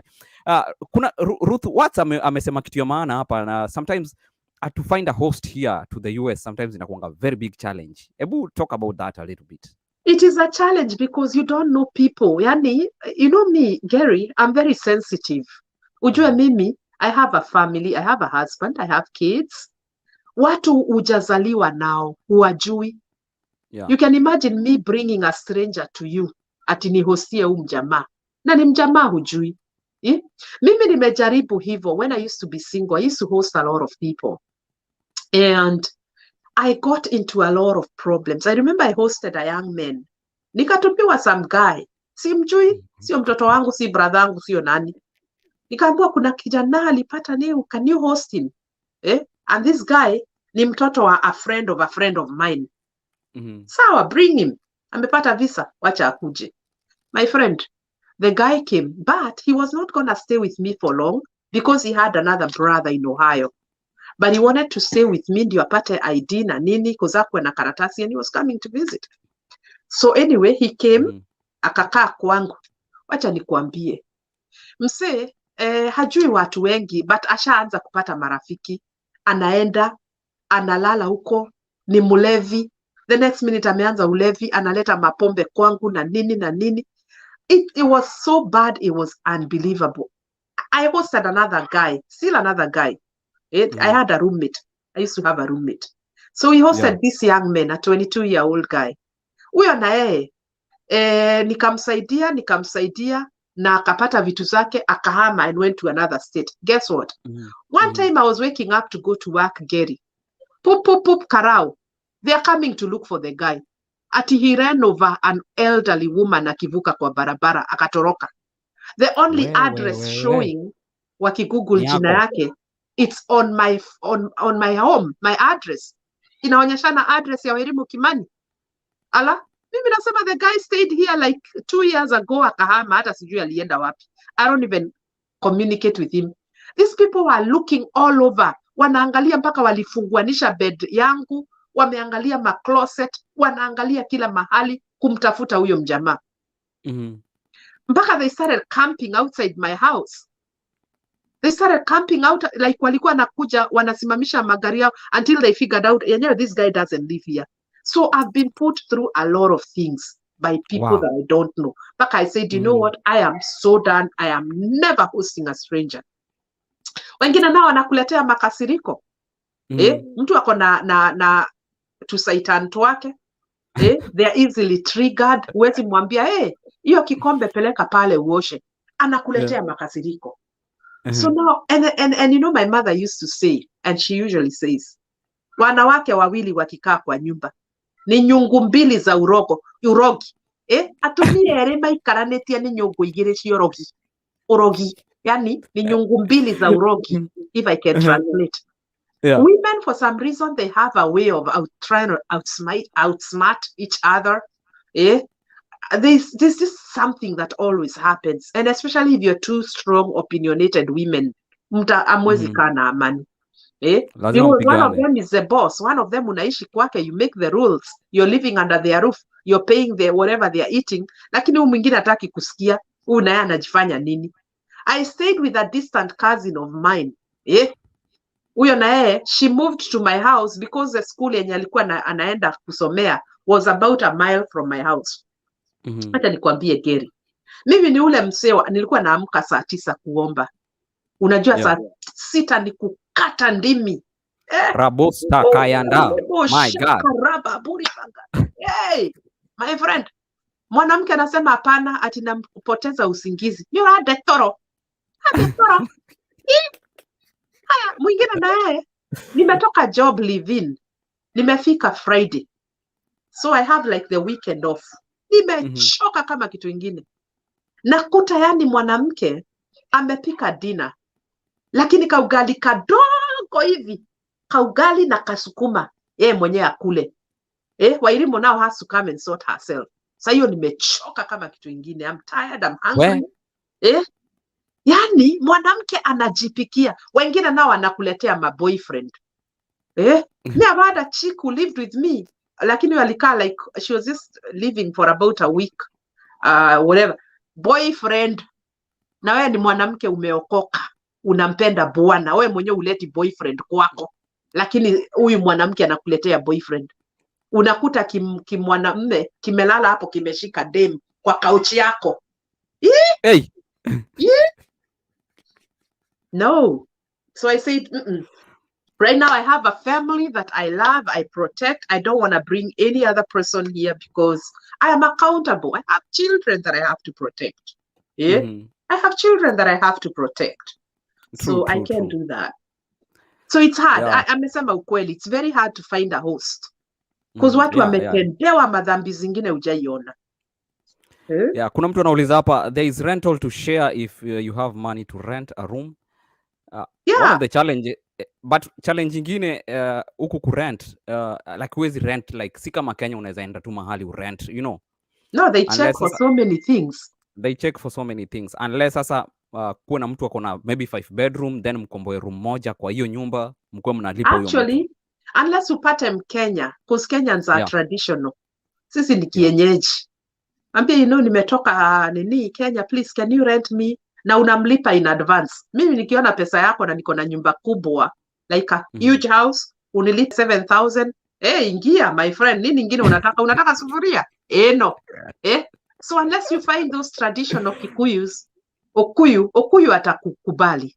Lakini these other places utafanyishwa background check, waangalie credit yako, history, waangalie vitu mingi, waangalie. But if you're going to an Okuyu with a big house, maybe you might get somebody to host you.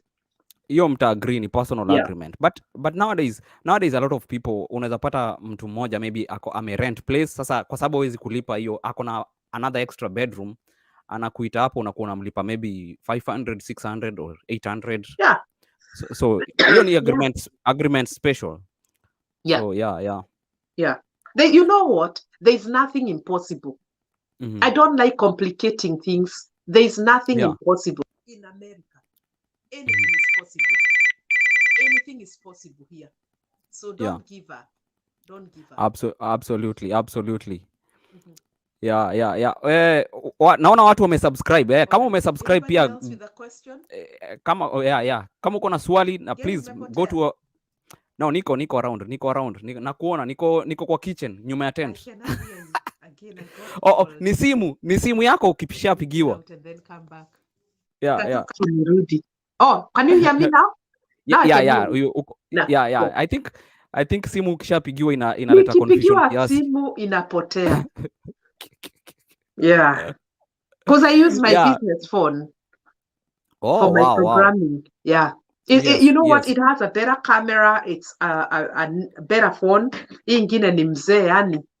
So tunakuona loud and clear nakwambia.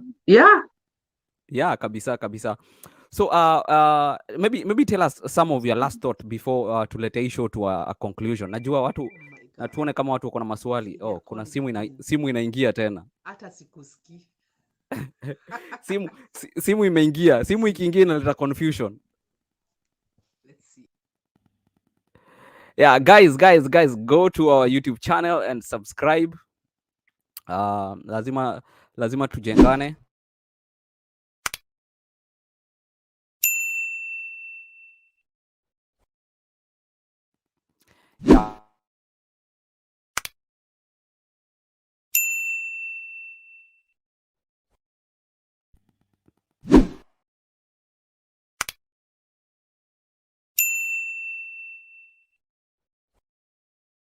Yes, naona Wairimu amerudi tena, nakwambia. Unanisikia sasa? Simu inatuletea makasiriko nakwambia. Hata sio simu, ni watu. All of a sudden people are calling. Mimi wako wananipigia jana. Jana I did a whole programming with this guy, my friend 𝐜𝐤𝐲, King of 𝐜𝐤𝐲. Tuliongea like 2 hours. Nobody called me. Sasa ndio leo watu wameingia kukukol wote. simu. Lakini simu zinaweza ngoja. So this is what I'm gonna say. Yeah. I'm praying that in the next 5 years, Wakenya wataingia into home care. Because there's not so many Kenyans that are in home care. A lot of people are doing a doll family home, which is okay. It's okay. But can you just do something different? Because kila mtu, like, there's so many people with a doll family home. Now, what is an adult family home?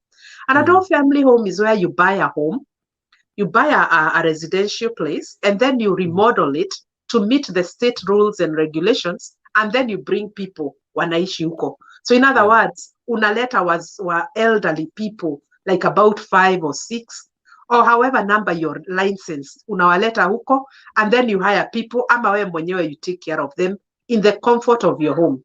Now, there's a lot of Kenyans that are doing that in Washington State.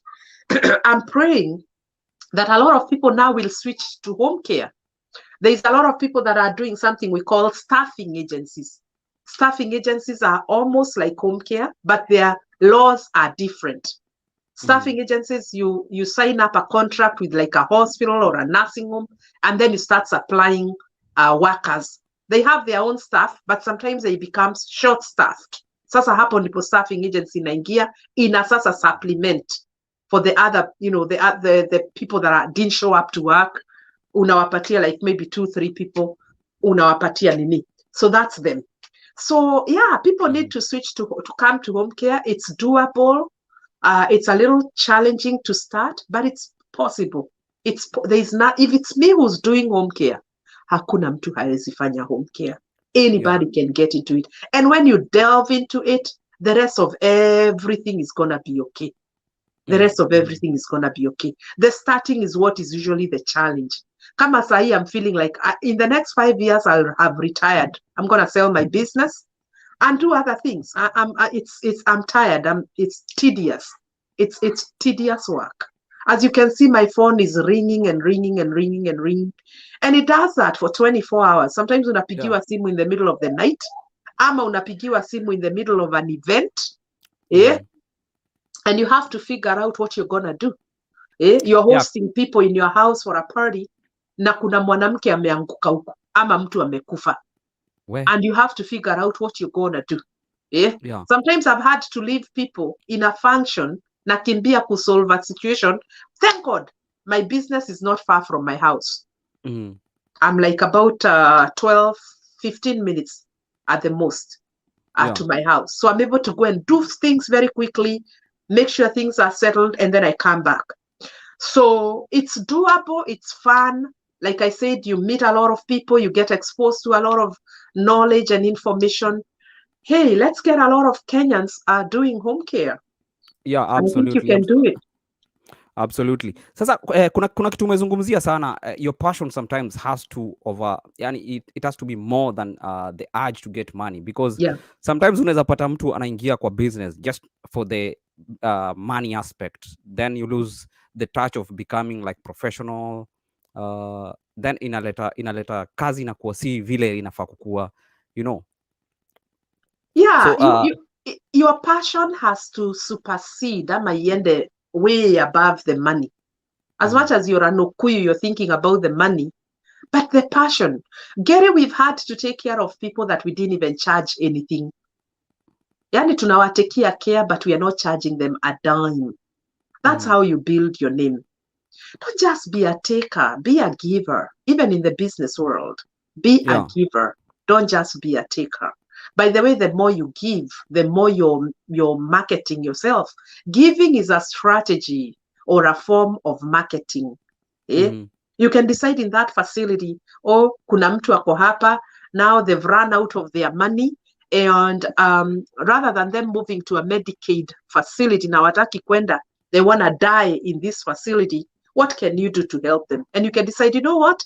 Since there's not so much that they are needing as far as their services is concerned, we can incorporate them. Tunaweke hapo. Kwani iko nini? Labda ni kuosha mtu, kumwosha na ni dakika 10. You don't need to worry about that. There's some, you know what? God will somehow always supplement the income that you have given, because I don't call it loss. It's not a loss. It's charity work. It's going way above and beyond. So God will somehow always in his own way. Labda aleta mtu atawalipa pesa mingi, anawalipa pesa inaingia mpaka kwa ule mwenye alipi. So you're kind of like, you know what? Some of the money that this guy is paying, we can actually kind of use it to take care of that other person.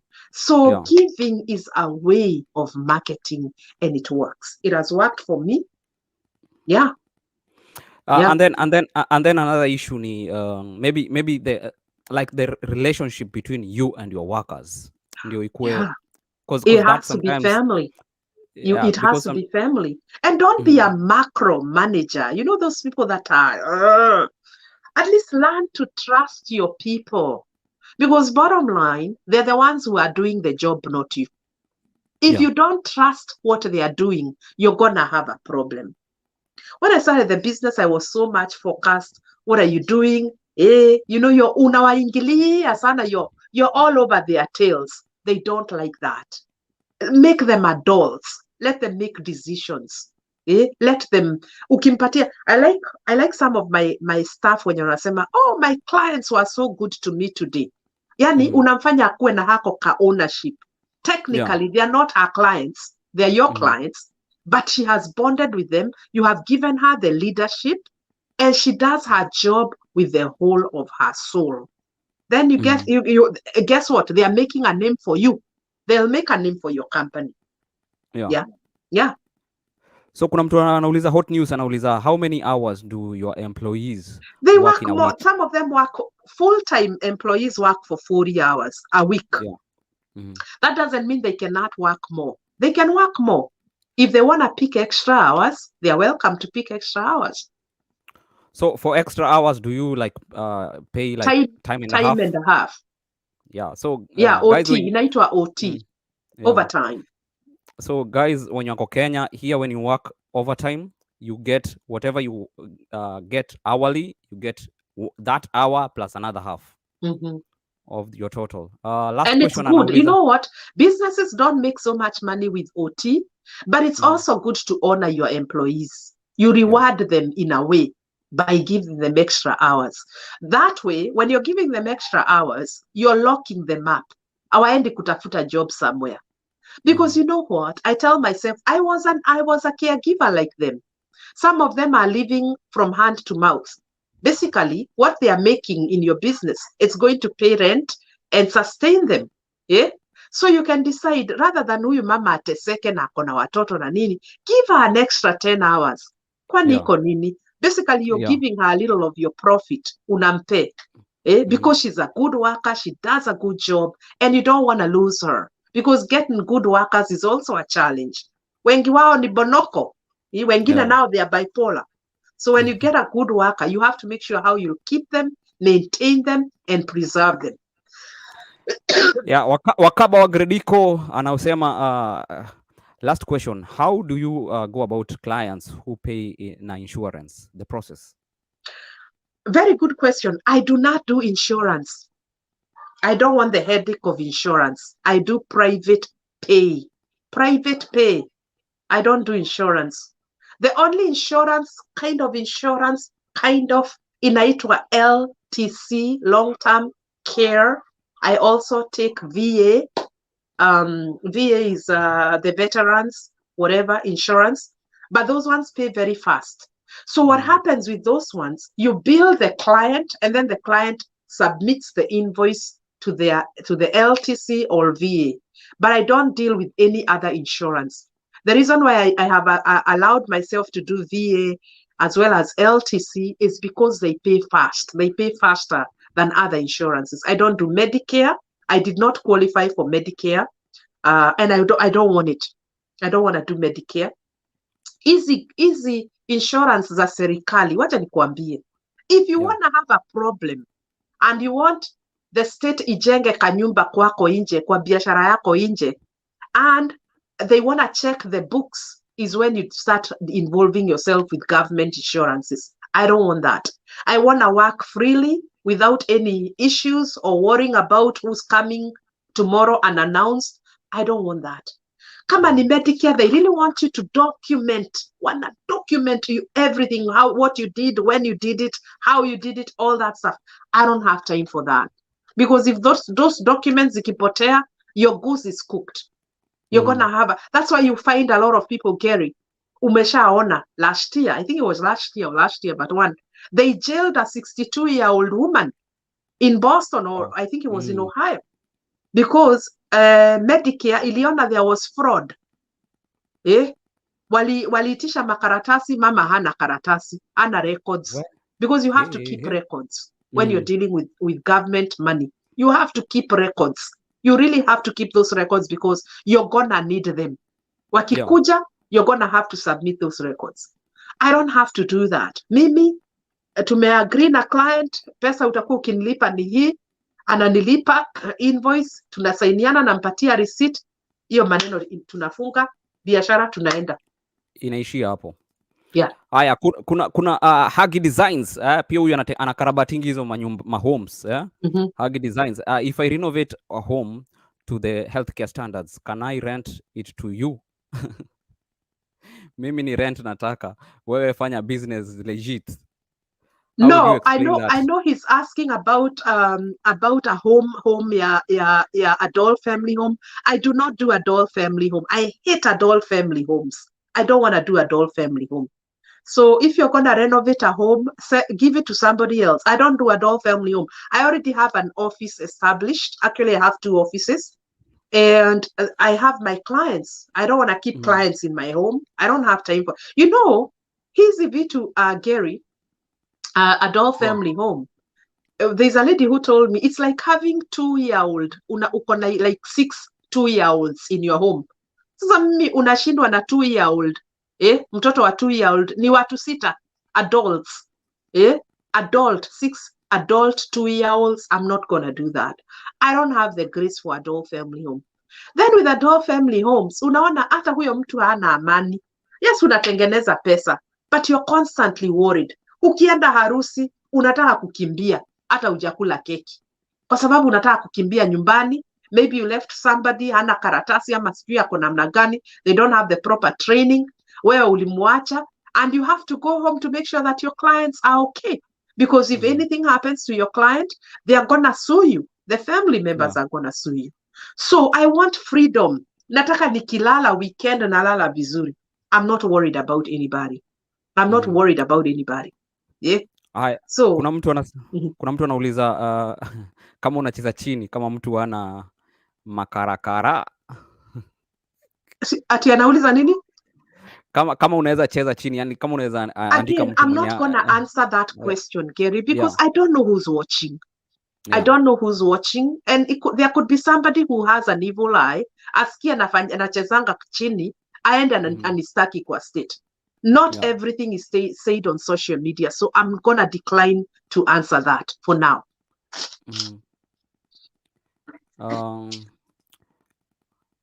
Judith Kari anasema, what's the biz you are doing? Sorry, you're gonna have to rewind. Inaitwa HomeCare. You may have to rewind. Enda kwa hiyo YouTube ya Gary. Go to Gary's YouTube, subscribe if you haven't subscribed, and start the video from the beginning. But we are basically talking about a non-medical home care company. Yeah. For us to read your comments, please go to our YouTube channel and watch from there.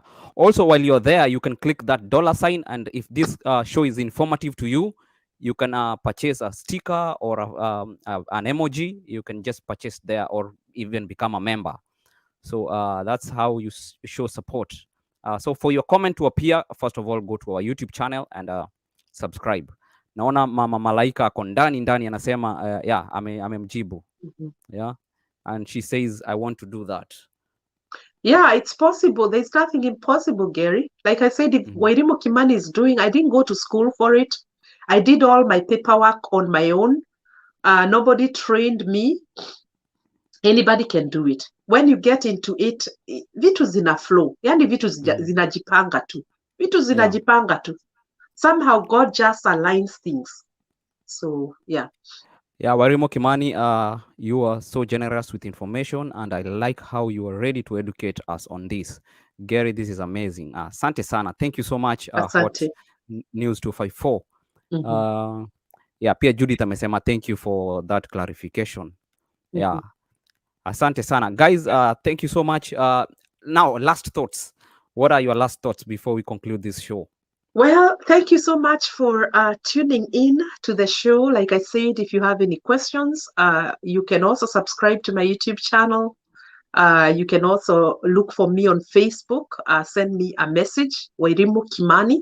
I'm very, very active on Facebook. Yani, I think Facebook is my second home. I have a large following there. I do a lot of motivational talks.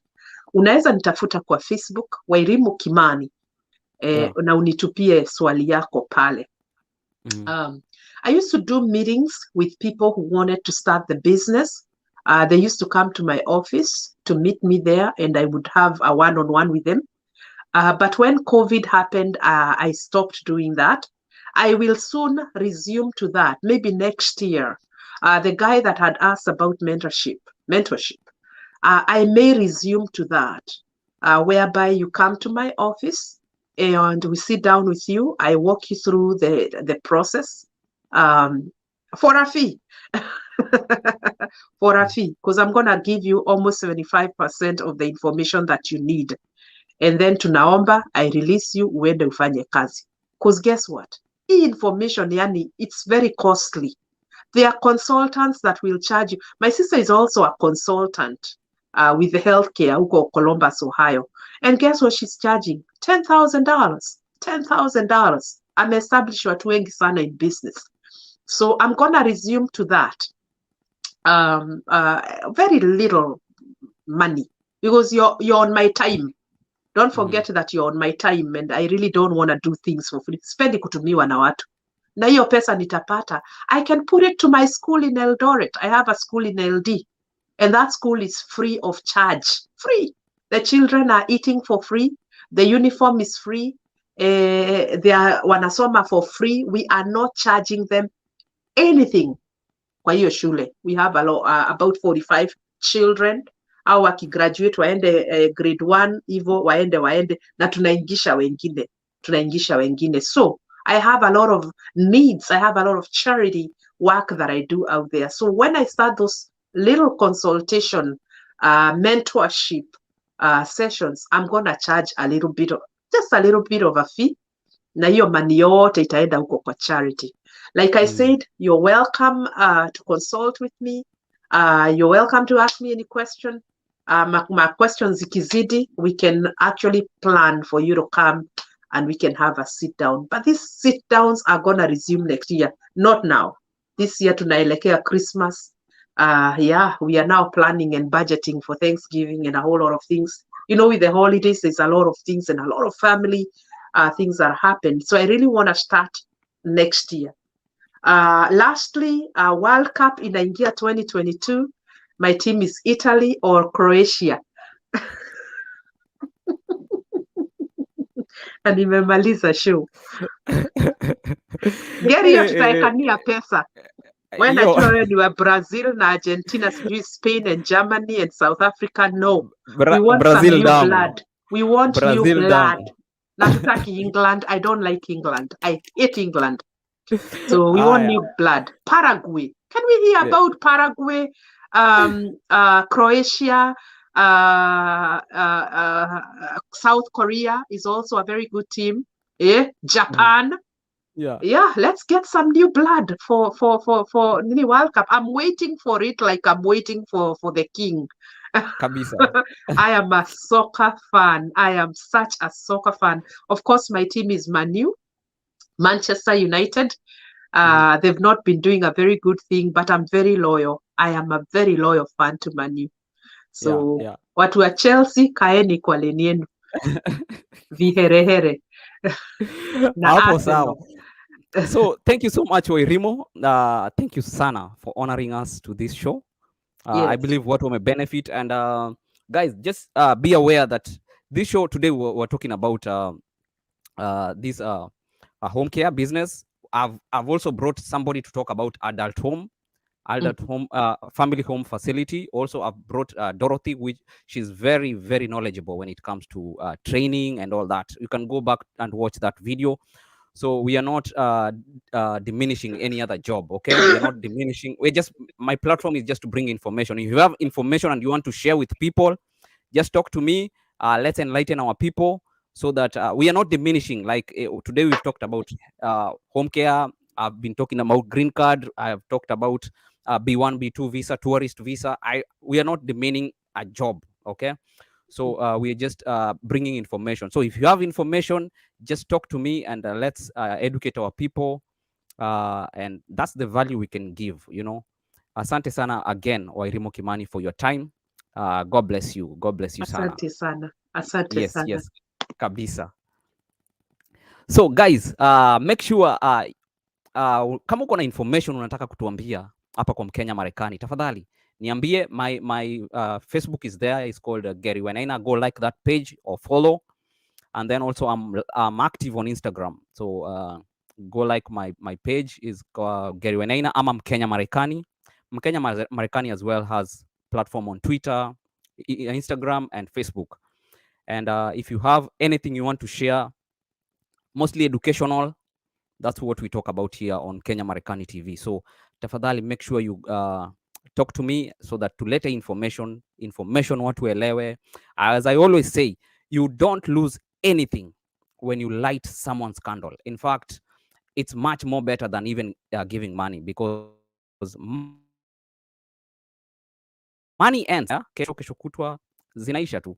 But ukimpatia something that is knowledgeable, something that will transform their lives, it's much more worthy, okay? So please make sure if you have any legit information, tunataka kupatia watu business legit hapa. So na then please you can go to our YouTube channel, inaitwa Mkenya Marekani. Subscribe. This is how you subscribe.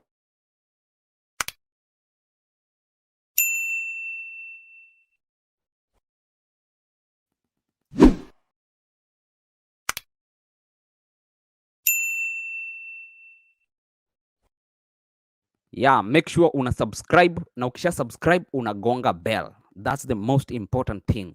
Then leave a nice comment. Leave a topic that you will want us to cover, because I realize most of the time the culture we've grown up with ni ukiuliza mtu kitu ati kama Gary, hii jacket yako inaweza, anakuambia hii ni moja peke yake, hauwezi pata mali kwingine. Yeah.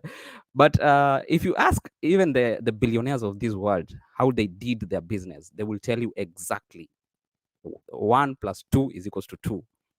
1 + 1 is equals, sorry, 1 + 1 is equals to 2. So guys, thank you so much for your time. I believe everybody has benefited a lot from this show. Click that bell so that anytime we are live, unaweza pata notification ya kwamba tuko live. So usimiss information yoyote ama namna gani. Yeah, so with that, I believe that's the time we come to an end of this show. Thank you so much, guys.